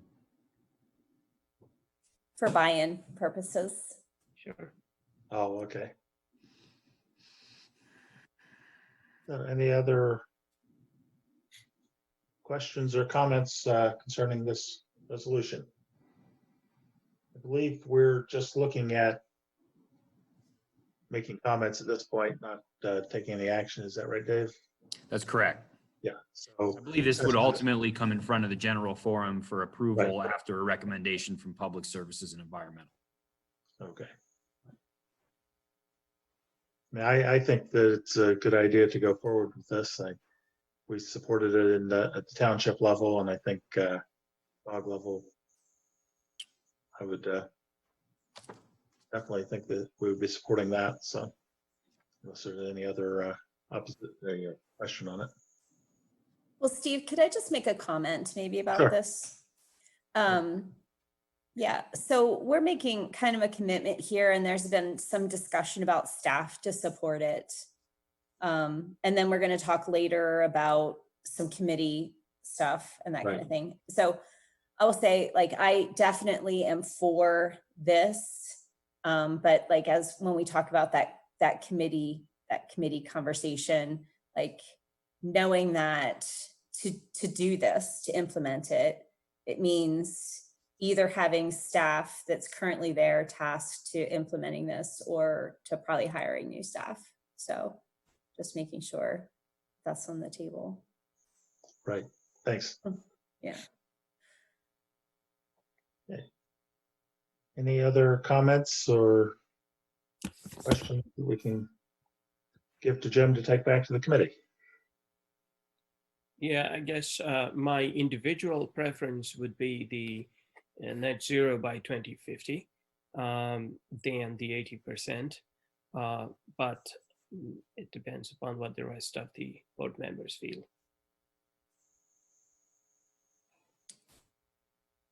Well, I was on the board, I think, when we set the net zero goal, but I think that based on what I could glean from the conversation about this, there was a real focus on achievable goal, and that related to that 80% reduction and getting folks buy-in. So, I mean, I would be supportive of it. It would just result in another conversation at the PS&E about that. Well, yeah, if it has been discussed already. Well, it wasn't discussed in the context of Ferguson Township would like us to consider the specific point in a precise, or in a focused way. So. Yeah, if I just make comment, with the 6 municipalities, there's some that have firm commitments and some that don't. So that is kind of where we ended up, to be honest. That is true. Very true. So it was a buy-in thing. Anything else? Well, and seeing none, I guess, Jim, you have our comments there. I Thank ask you. you to hang around for the next item on the agenda, Sure, I'd be glad. which is consideration of establishing a COG committee on climate action and sustainability and a comprehensive review of the COG committee structure. this came from the executive committee. On our last agenda, there was a question about creating the COG committee and also some further things we'll be getting into once the committee is formed. The executive committee preferred to send this to the townships for comment before, so individual members can comment on it before we actually move ahead and establish a committee on behalf of the general forum. The question during that discussion came up also of some a review of our current committee structure and what changes might be appropriate, to make committees function better and make the best use of staff time. I guess I'd ask Jim if you have any comments on that before we start discussing, or. I think, yeah, the CRPA started looking at this as a way to create a climate action and sustainability committee. So when we get through with the plan in the first quarter of next year, we could have immediate oversight of the program from a COG committee. But that would create another committee in our agency. We'd have transportation, land use, public services, and environmental, and this climate action committee if it's formed. And we felt that was, we'd like to get down to 2 committees. And one of our suggestions was to combine TLU and public services and environmental. But there's also some recommendations beyond our agency. The Parks and Recreation Authority is looking at changing some of their structure. There's an ad hoc facilities committee that would like to be a full standing COG committee. There's some potential changes with HR. So we kind of started with this little snowball at the top of the hill, and we ended up with a big comprehensive study potentially. So we realize there's an opportunity to look at a lot of different COG committees, but our agency's interest in this is really trying to get to next year. And if we don't have a full-blown climate action and sustainability committee, to at least have an ad hoc committee so we can provide oversight to the climate action and sustainability program. I guess the real question for the executive committee would be, should we start, should we go ahead and establish this climate action committee at this point, on behalf of the general forum? And also, do we want the staff to start the process of reviewing the existing committees to make a recommendation of any changes on the overall committee structure? And I know a couple of townships have talked about this earlier and sent things in. I don't think Dave needs to write up a comment. If people give it to me, then Jim and I can take it to the executive committee, because that meeting's tomorrow. So instead of writing up a memo, I'm just sort of looking for some feedback of where we would stand on the issues, both of us establishing this committee and starting the process of reviewing the existing committees. Sure. Steve, can I Write ask? a memo. I love writing memos. Sorry. That's okay. Well, I don't know. I'm really happy to see this being a discussion. I think it's been coming for a long time, but I'm just wondering about the timing of it. So I noticed on the executive committee agenda, there is a request or a discussion to extend the executive committee decision-making power in place of the general forum until June 16th, I think it was. Yeah. Essentially, that would mean no general forum meeting this month. Right, but we're going to have a general forum meeting probably in June, right? We would hope, but that's not clear yet. It's going to Why depend isn't on it? Yeah. It's going to depend Why isn't it clear? we don't know what our status is going to be in terms of COVID. Well, but okay. Well, right now it's yellow and we're having a meeting. So why can't the COG have a meeting? Oh, because they're not all, wait, why? Why? We hadn't established a general way to do a general forum meeting by Zoom. That may be a discussion to bring up tomorrow in the executive committee, is whether whether that would be feasible. I think the biggest concern is we'd be looking at a 32 COG or general forum members and another 15 or 20 staff would make a pretty large Zoom meeting. But we're not anticipating moving into June at the time that we took the initial action. So the reason I'm asking about that right now is this topic, it's a little strangely presented. I understand why it was presented that way, but it's kind of like this tiny little decision and then, hey, this entire restructuring thing also. And it really seems like a much bigger discussion that we should have over an extended period of time than just kind of like making a quick decision. So, and especially in this time where we're not even all getting together, not that I don't trust you to go and have a conversation, Steve, I do.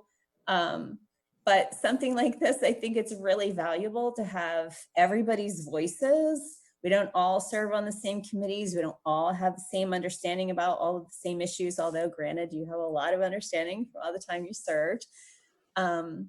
So I liked the way it was presented as maybe doing a study, but I'm really curious as to see how this idea of a study plays out in our current format. Does that mean, there's normally a process that things go through? Is it going to go through that same process? Is each committee going to talk about it and then go back to the municipality and then go back to exec, not general forum? Like how will this roll out now that it's here? do you have any thoughts on that, Jim, or Yeah, the standard COG process for this, and Laura, that's a good point. There's Thanks. a lot of different committees that are looking at tweaking things, and that's usually a really extensive and a long-term process. And Good. when you look at it comprehensively. So I think the reason it's all coming to head now is with the change of leadership at COG, and some of the stuff had been going on for a while. There's a recommendation that came out of the park study that was recently completed on the authority. So it's kind of, it's a confluence of a lot of different things that have come together at one time at the worst possible timing for the COVID-19. So I imagine most of the governing bodies are going to want to be discussing this in a in-person type of meeting. So I don't know how quickly it would happen. We're waiting to see what happens economically in the region. So COG staff is busy doing a lot of other things right now. So the comprehensive approach is probably the right way to do it, but maybe it won't happen for a little while. So go ahead. Well, I was going to ask, so then in the context of this agenda item, like when Steve goes back to executive, I don't remember exactly what that agenda item says, but It's a kind of discussion item. what should we anticipate if we're like saying, should we be saying generally we support these ideas, but we have no idea what they actually mean? So we want a very long process to hash that out. Is that the kind of feedback we should be giving, or? If you have a process in mind, that would be great feedback. But I think usually the way this would be discussed is each committee would talk about what they do, if it's still meaningful, if there's things they can shed, if there's things they want to take on, if they can merge or consolidate committees or do things differently. So I think it usually starts with each committee brainstorming kind of things and then comes together in a report after that. And so one last question in terms of that. I'm on the Parks Capital Committee that only meets quarterly now, so we're not meeting until July. Is that something that you would anticipate then seeing on an agenda as soon as July, or? I wouldn't think so, no. Okay. No, but I wouldn't think so, given just the what's happening now with just working remotely, COVID-19 issues and that kind of stuff. I don't think this is going to launch right away. Yeah, I guess my thought on this would be that I would recommend we go ahead and begin the process of forming a committee for the climate actions or sustainability. Just, because we know that there's going to be a lot of work with over a long period of time. My feeling would be that it would be better to just ask the committees to start the discussion of any changes that they think would be appropriate in the committee structure, but delay any action until we're having full general forum meetings.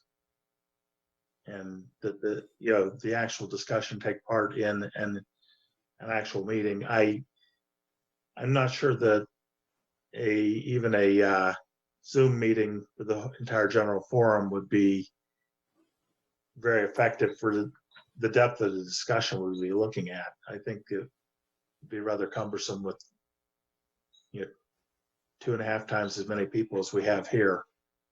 So I guess that's my thought, and I'd ask the other board members how you feel about that, whether you think we should hold off on forming the Climate Action and Sustainability Committee or start moving ahead more with the whole restructuring instead of waiting, not knowing when we're going to be back together in person. Jim, thank you for explaining the thought behind the reorganization at this point. That helps a lot. I recall that in a TLU meeting not that long ago, a member had brought up, is it time for us to reevaluate the jobs of the committees? And I wish I could remember the context of that conversation. Me too. Okay. Sorry. So ever since then, I have been thinking, yeah, that would be great. There is so much overlap, and not that that's a bad thing, but to just take a moment and reevaluate where we are now with the responsibilities of those committees. So I'm very much in favor of a thorough look at the committees. And because of that, I'm wondering if it doesn't make more sense to wait on forming the climate committee and see if it will need to be a little bit more broad to take on some other things that are sitting in other committees at this point. I agree that there will probably be a lot of work in that committee, but I'm just wondering if it wouldn't make more sense, since we have some time until the plan is complete and there is that, I don't know if it's a steering committee or an ad hoc committee working on that now, since we have some time to not just wait and take that as part of the overall evaluation. Yeah, my only concern would be if we keep the same committee structure now and we start the climate action and sustainability program, I just would like to have some continuity in the committee that is formed. I mean, I suppose somebody like Public Services and Environmental could start the process for climate action and sustainability if we didn't form the committee. Is that what you're thinking? Or I am wondering if it needs to be maybe a more broadly functioning committee. If PS&E is going to be maybe pulled apart in some different directions, and TLU would be pulled apart in some different directions, if it wouldn't make more sense to just look at all of those together. Yeah. But I understand your concern of having the plan completed and not have any oversight planned for. Yeah, I think a comprehensive look makes a lot of sense, because we are potentially changing COG committee responsibilities. So that has to be looked at COG-wide, I think. Hey, Laura.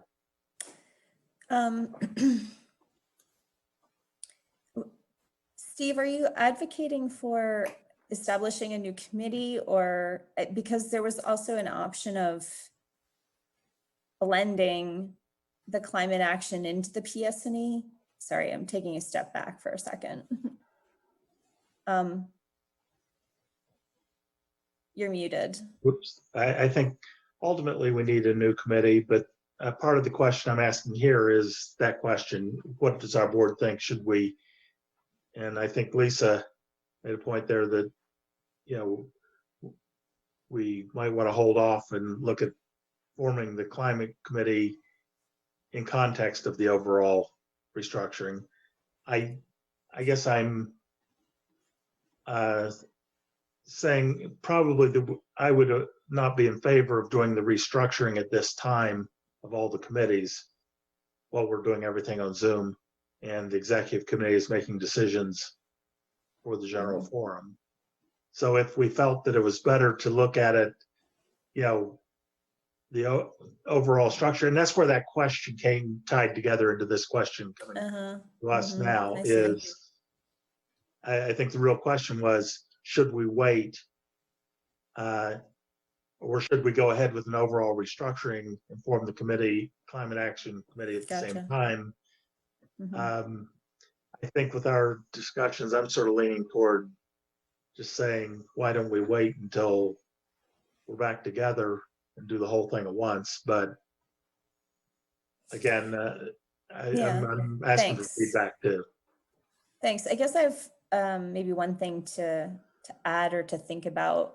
So I think we probably should not be doing a full restructuring right now. I don't know if I want to say definitely not on Zoom, but not yet, not now. Part of that is because of the new executive director and the fact that we're in this kind of a transitional sort of phase.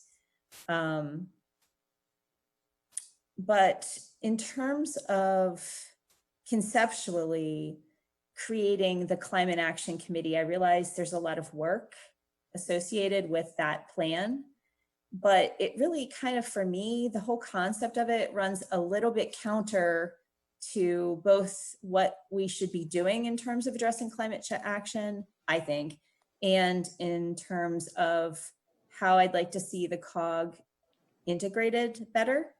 So I really think just right now, my preference would be, even though there's a lot of work, that becomes a work task of the PS&E committee. You don't have to have another meeting. You don't have to have more staff to support it. It becomes part of the PS&E committee. And also it runs through the whole structure of COG, because when we're in public safety, we're talking about changing vehicles over to electric vehicles. We don't need a whole committee to tell us to do that. Like, we already have the plan. Everybody's rowing in the same direction. Yes, I'm sure there's some stuff that needs to be worked out, but why not as an agenda item, regular agenda item in PS&E? So that's kind of a thought about that, which just then relates to, I just wanted to bring up one thing that relates to COG structure. So here in Ferguson Township, we have one communication person that communicates for our township, for the police, for the township, for public works, for the tree commission, for like all of the township. In COG, repeatedly it comes up that communications like, oh, we don't know about this park program because there's no communication person there. When the pandemic hit, there was not really a communication person. And so our kind of, emergency person had to take on that role of also doing that communication kind of until we could work it out with the borough. So sometimes it seems like, because the COG has grown, it's time to think about it also from an administrative point of view, and what kinds of positions can serve all of the COG instead of sub silos of the COG. And this is just coming up now because the committees are in service to the silos in some sense. So very complicated, not that helpful, but yeah. So we want to suggest expanding beyond looking at the committee structure to looking at the COG structure. Yes. Yes. Including the budget, yes. And over Zoom. Yes, please. Right. And standing on our heads, thank you. Could I make just a couple of comments for whatever they're worth Sure. on each of these items?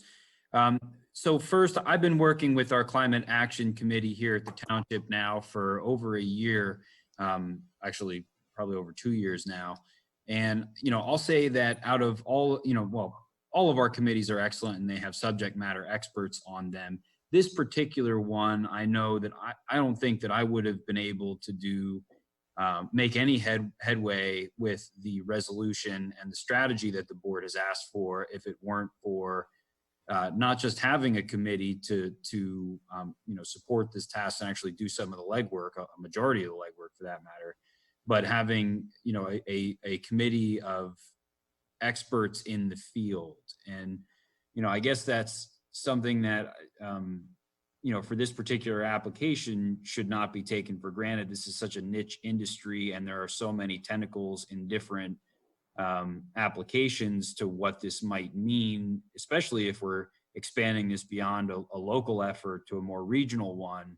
But I think to have the absence of a committee of experts or, at least, folks that have experience in each of these particular applications would really, I think, be putting the region at a disadvantage out of the gate. I'm not necessarily advocating that a committee be formed at this juncture or at a later time after Public Services has maybe got the framework put in place. But I think as we look at this in the 5 to 10 year horizon, it's critical that there be a group that's qualified to provide their professional and educated opinions on these various matters as we start to look at implementation of a strategy and how that might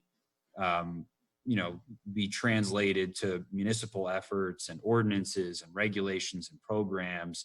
I just think it's going to quickly get beyond the grasp of the Public Services Environmental Committee if they don't have a specific level of expertise in those arenas. So that's what I have to say on that. On the general COG committee structure, I don't have a strong opinion to share with you one way or the other. I'll note that in my experience, like all things in this universe, they tend to follow the rules of thermodynamics, and bureaucracy is no exception to that. It tends to go from a state of order to a state of disorder. And so one thing that we might want to be aware of as we move down that road is, maybe a more well-defined charge to the COG committees. If the task is to consolidate and for committees to, merge and reduce that structure that's so germane to the COG and what's been built over these last several decades, then that ought to be, clearly defined out of the gate. If you just sort of leave it to the committees on their own accord to do their own internal soul searching and decide whether or not they're relevant at this point or their particular tasks are still relevant to them, I think what you're going to find is a lot of affirmations of their missions. So, maybe that doesn't have to be discussed at this point, but I would think that that's probably a likely outcome of that exercise if there's not some parameters put around it from the elected officials to say, yes, indeed, we want to, consolidate and merge and reduce this structure a little bit. And here's some guidance for you to take with you back to your groups. That's good advice, Dave. Thank you. Do we need a committee to do that? Some would argue that you could. My predecessor would admonish. That might be how we end up with appointing a group of people to look at it as a overall thing. Sometimes you got to take one step backward to take 2 steps forward.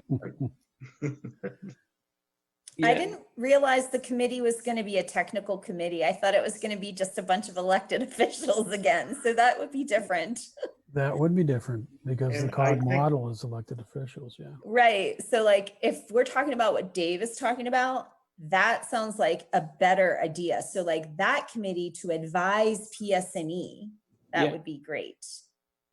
And I think that's another reason to hold off on doing this right now, is we need to define that. And I think I think our experience with having a technical committee might be a model that should be considered. Totally.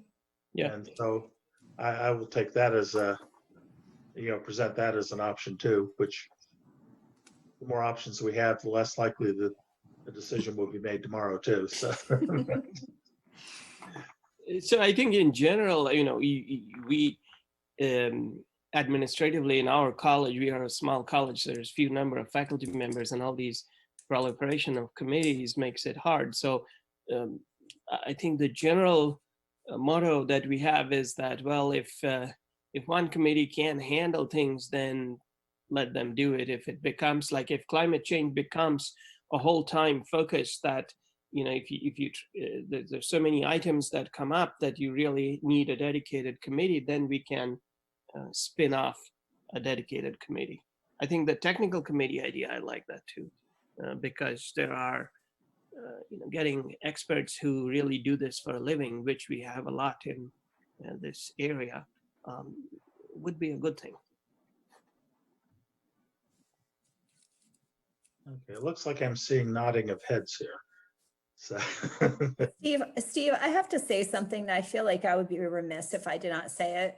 okay. I do want to say that I feel like that all things that go through COG should have purview of elected officials. So I'm speaking specifically when we relate to authorities that are part of the COG structure. I think that we need to definitely have elected official oversight. So that'll come up in the parks conversation. Right.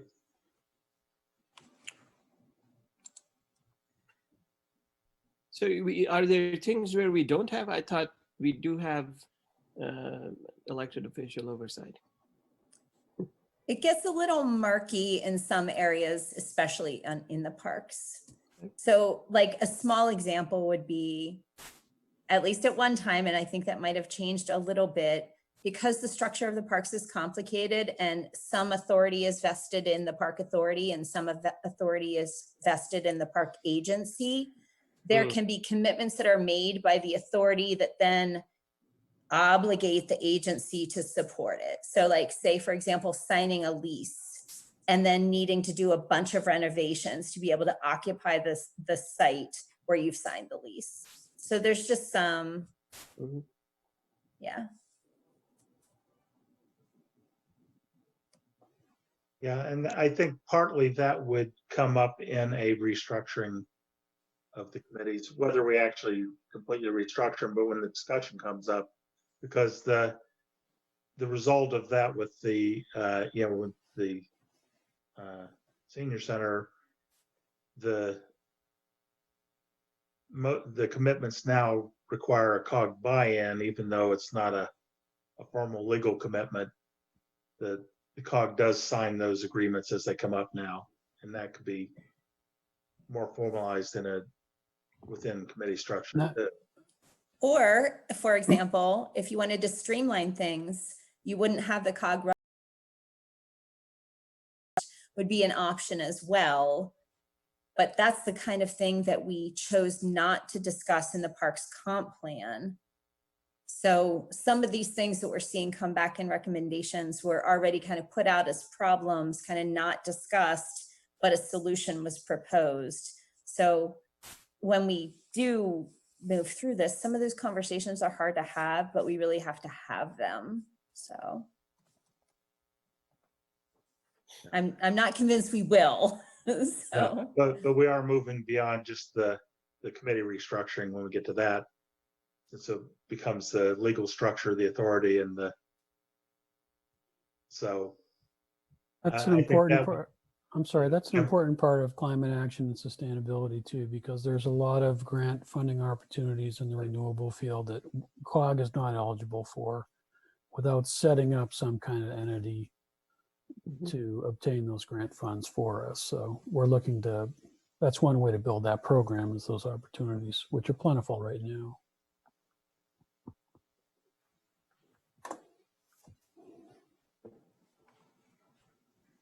So I guess I'll sort of try to summarize what I think would work, and then I'll ask everybody to either say okay or not okay. I guess I think we need to form or need to do some restructuring, but my feeling and what I'm sort of hearing from the board is that we should wait until we're back into normal functioning of the general forum before we undertake it, even though we can start collecting ideas.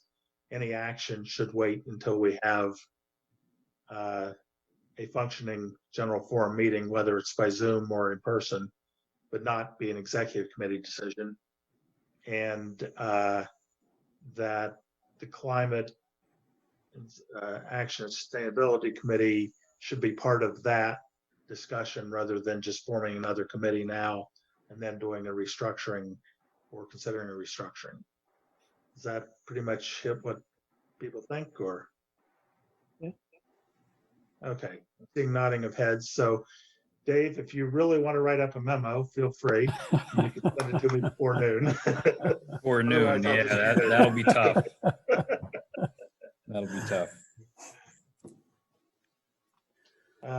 So I think we really needed no action on this.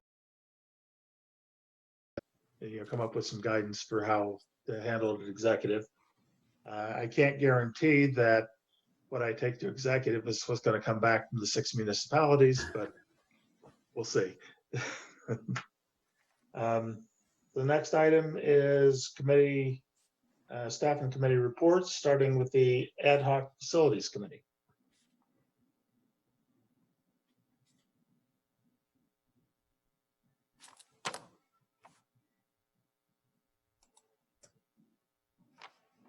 Basically, you saw the agenda, and that covers just about all the discussions we had.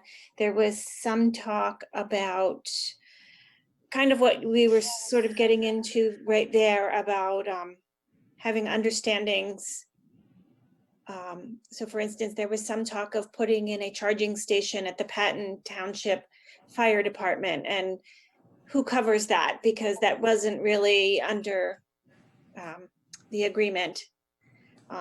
That's about it really with the ad hoc facility on the agenda that was attached. Sources from what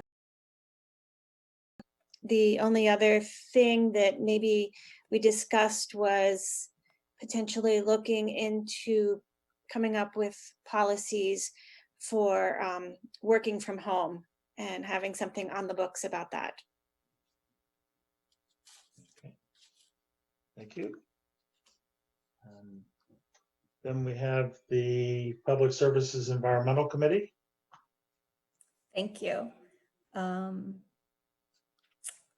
So we already talked about one of our main discussion topics, which was the greenhouse gas emissions resolution. And the other main thing that we talked about was the UAJA beneficial reuse service area designation study. And that was a lengthy conversation. And I would say the main part of that conversation was basically trying to understand what the goal of the study was. So Center Region Planning Agency just is interested, is this about groundwater recharge? Is this about, supplying businesses with beneficial reuse? We had the water suppliers in attendance. And basically the conversation kind of went around and around and ended up with, it's going to be sent to the Source Water Protection Agreement partners to talk about what the goal of the study means to each of them. And so UAJA will be there, and they're the ones that are promoting the study. The Borough Water Authority, College Township Water Authority, and And I'm not sure if I remember, I think there's one other member of that. Dave, do you remember? Anyway, all the water providers and the UAJL talk again about this study, and we'll hear more about it. Okay. Let's see, the next is, Finance. Okay, next is the Finance Committee. We met, got some feedback from Chris Gibbons about the Parks loan, and he was not able to negotiate a lower rate on the loan, but he did get an extension of the draw date and then the extension of the fixed term of the loan for 2 additional years before the rate becomes variable. So that was the recommended action. There were several other possibilities, and he felt that was the best option for us. He did not charge any fee for that because he didn't save us any money, and he had said previously, unless he saved money on our loan, he would not have a fee. I was a little uncomfortable with that, but he said that's the way we do business, and if it when you start getting into negotiating fees in any other way, it just gets complicated. So he was comfortable with saying he didn't save us any money, so he had no fee. So, which is part of the reason that everybody keeps going to him, I think, is because everyone feels that he's dedicated to giving good service for what he's doing.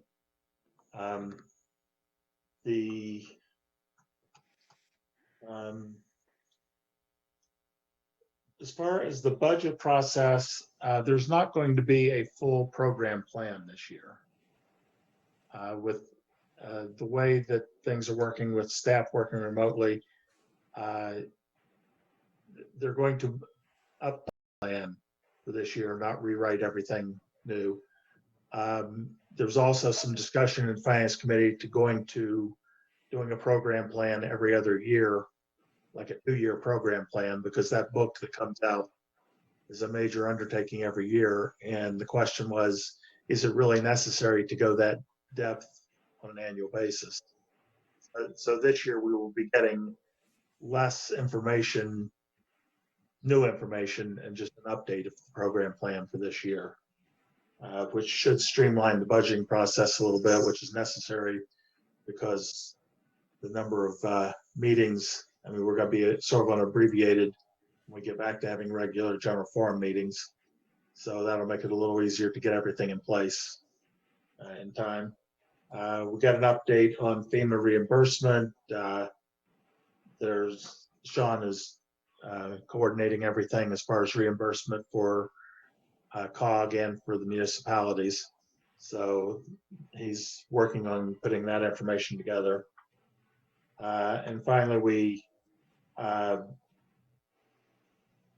had some discussion about code loans and essentially agreed that those should be very infrequent and for times that an unanticipated cost comes up, and essentially what we've been doing. But the question came is, what are the guidelines for doing that? And I think essentially we confirmed that we should not be borrowing from one fund to another, especially since code is a different funding source, except in cases where we have unanticipated things that the funding stream for repayment is known. So I think basically we just confirmed what we've been doing on that one. And that was about it for the Finance Committee. So the next is the Public Safety Committee. Thanks. The 2 main things that we talked about were the transfer of the hazmat program responsibility to the COG from Penn State, and reviewed draft documents between Penn State, COG, and Center County, and the back for the incident response, and the hazmat truck is going to be given to the COG or used by the COG. Penn State owns it, and it'll be used by the COG for our response. The other thing that we talked about was we had the emergency medical services responders report. So we heard from Center Lifelink and Penn State and Mount Nittany. Demand for services is actually down during this time, really because people are not doing their normal behaviors. And this does have impact on staffing, especially if the demand remains down over a considerable period of time. There's also a general reduction in volunteerism that's impacting the agencies. And we've discussed that many times. It was also brought up that Center Lifelink is looking for a station to serve Ferguson and Patton Township. Currently, they have one that they're renting in Patton Township, but the rent is pretty high on that facility. So they're looking for something that would serve the same service area. I think the rent is somewhere around $38,000 a year. Have the manager's report. Lost it here. Thank you. Just a couple items to touch on briefly. There was a meeting of the Economic Recovery Leadership Group that was put together by the Chamber of Business and Industry of Center County on Wednesday, May 6th. It included representatives from the Municipal Managers Committee and the leadership of Penn State University, our pandemic response. There was a meeting of relevant staff to discuss a framework for a policy on park maintenance in undeveloped areas. The draft of the policy is almost ready to be presented to the Parks and Recreation Committee for their review and input, where it will then be forwarded on to the Board of Supervisors for your review. Regional stakeholders met virtually with Penn State Athletics and some parking staff to discuss a modified parking plan for the 2020 football season, assuming there is one. Modifications this year will include a heightened focus on egress from football events, access for ride sharing services, and better coordination with Mount Nittany Medical Center for hospital patients to be able to access those facilities during peak traffic hours. There really is no impact to Ferguson Township roads. There's a couple of items that are provided with my report as a matter of record. And then lastly, and Dave Modricker may talk about this in more detail, but preparations are underway to begin kickstarting our stormwater fee feasibility study, or our stormwater fee study project phase 2, and reconvene in a virtual environment anyway, the Stormwater Advisory Committee. We do need to strategize a little bit on our public outreach and education, given that congregations of more than 25 people remain prohibited on the governor's orders. So I've been having some preliminary discussions with CNET about possibly hosting a town hall that would be a live event, both streamed on the YouTube channel and on the CNET public access channel, where people could watch, participate electronically, either by submitting questions in advance or by dialing in or submitting them through the website relative to the stormwater fee, and staff could respond and introduce some of the specifics of the fee in real time. Still have to work through some of the logistics, and details are forthcoming, but that's what's being considered presently. And then lastly, which isn't in my written report, but I just wanted to extend a word of appreciation from some of the road crew staff for the board's support, being able to provide them with a paycheck while they were at home, sort of in a temporary furloughed status, waiting to be called back into duty as we responded to this pandemic. I just want you all to know that it was appreciated by those staff, that they were able to stay at home with their families, take care of their health and safety, but that they didn't have to worry about the disruption that might come from being laid off or not having a steady paycheck. That's all I have. Okay, thanks, Dave. Any questions for Dave? Okay, next we have Public Works Director's report. Thank you, and I'll reiterate Dave's mention of thanks and support from the Public Works Department.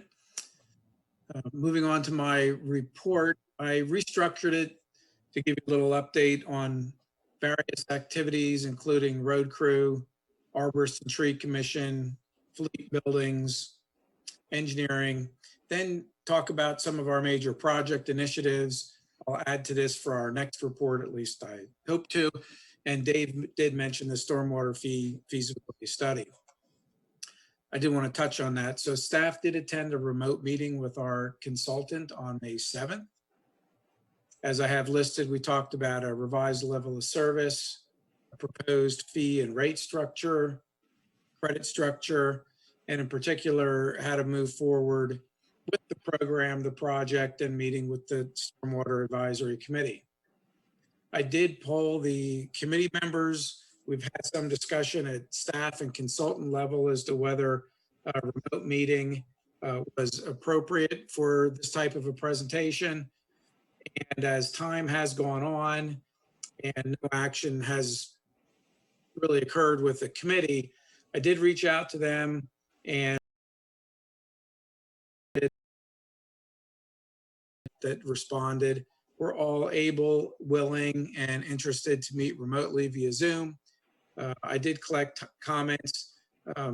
Maybe 2 said they'd prefer to meet in person. 2 said they'd prefer to meet by Zoom, and 2 said we can meet either way, and the rest of them didn't have a comment. So it does seem like if we want to move forward, that a remote platform would be acceptable to the committee. So that, I think, is the approach we're going to take for our June meeting.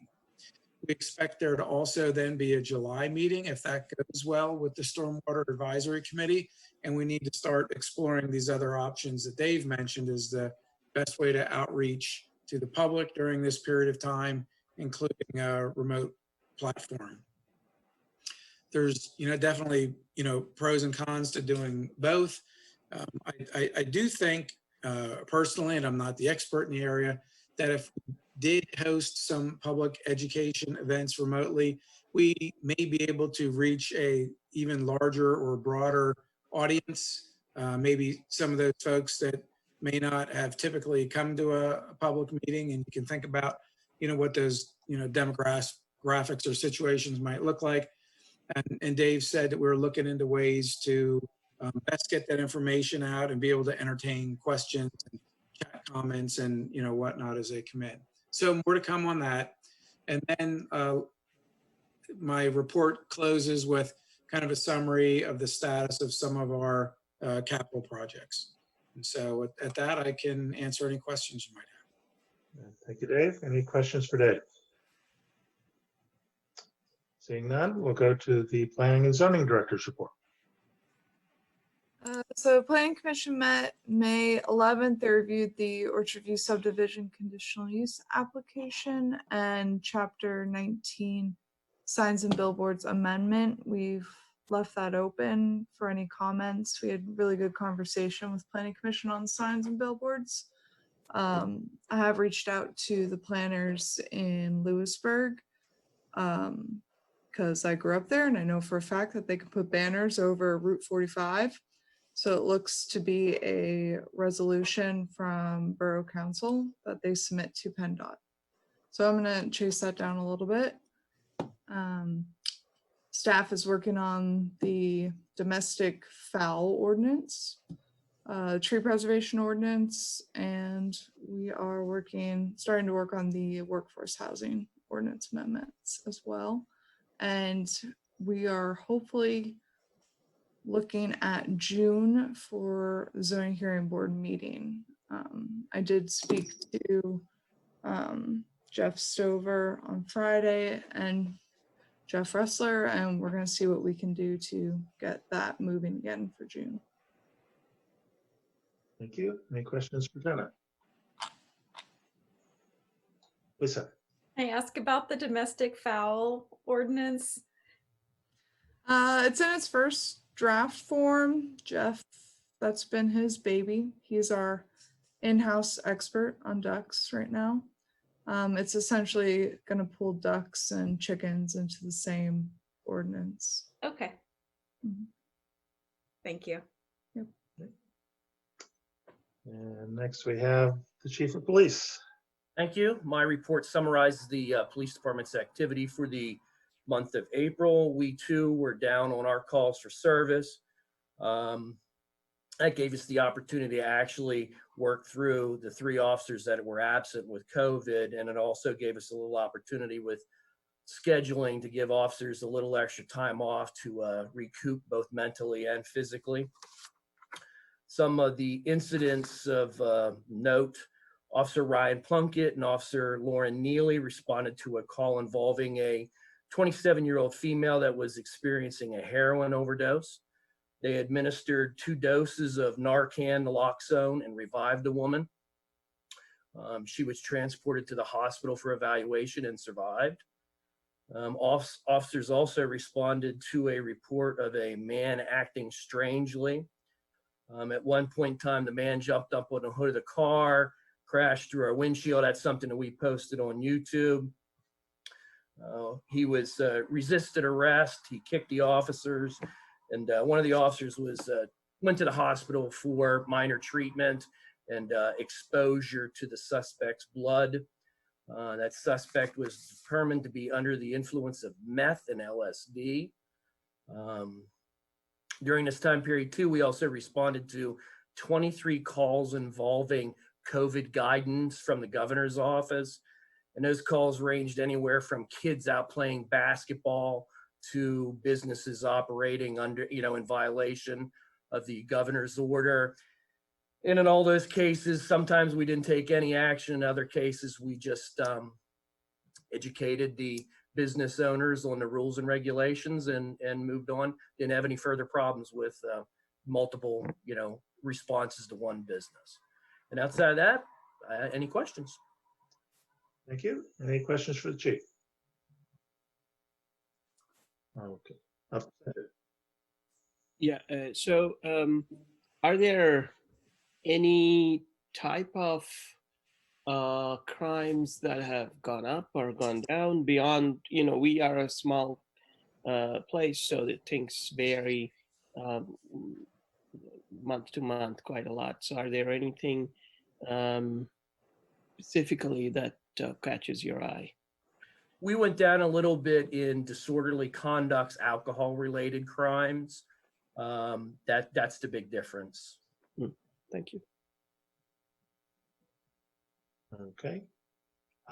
Next is communications to the board. Does anyone have anything you want to share here? Laura. Thanks. I had a farmer get in touch with me and tell me that they were concerned because they had seen another farmer doing their herbicide application, not ceasing their application when a pedestrian was walking by, and they were concerned for the pedestrian's health, and they just thought I should know about it. So I didn't have anything to offer that person. I don't think that is within the purview of the township, but I just wanted to bring it up and ask if staff had any advice.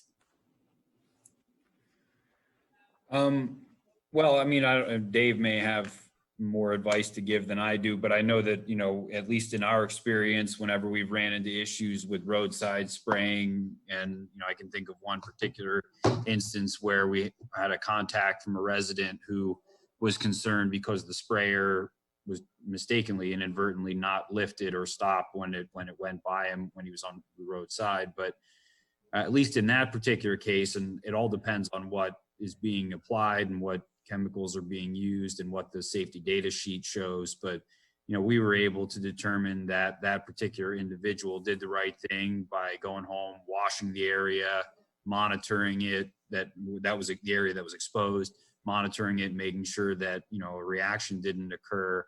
But once that was apparent, there was no further action on our part. We confirmed with that particular individual that in this case he was okay and he was doing fine. So we left it at that. But I would suggest that anybody that does that, check the safety data sheet, if they're able to determine, meaning if they're able to get in touch with the farmer and determine what the chemical was that they were exposed to, they ought to be looking at those safety data sheets and determining what the potential problems are Right. that may come as a result of contact with skin and what the appropriate mitigation ought to be. But that's just my initial thoughts on the subject. You're right. We don't have any, purview over, that type of application, or we wouldn't, be able to, follow up with any enforcement action in this case. But I don't know if Dave or Chief had anything more to add to that. Nothing more to add. Nothing more to add on my part. I know with the applicators, they need licenses through the Department of Agriculture. So I know they have their own rules and regulations. And just as Dave said, there's no real legal binding thing that we can do an enforcement on. Right. Thanks. Okay. Next item is calendar items. We have the CATA public hearing, proposed fare increase and service change. We all got a note about that, but I don't remember when it is. So you have that, Dave? If not, we can all look. Sorry, it's Sometime next week, but I'm not sure when. Yeah. It is Tuesday, May 26th from 5:30 to 7 p.m. And it's a WebEx virtual meeting public meeting to receive comments on the proposed 20-cent increase in the CATA bus fare. Thank you. There's an announcement in your agenda and a press release. Okay. Is there anything else? Is there a motion to adjourn? Moved. We're adjourned. Thanks, everybody. Thanks. Thanks, everyone.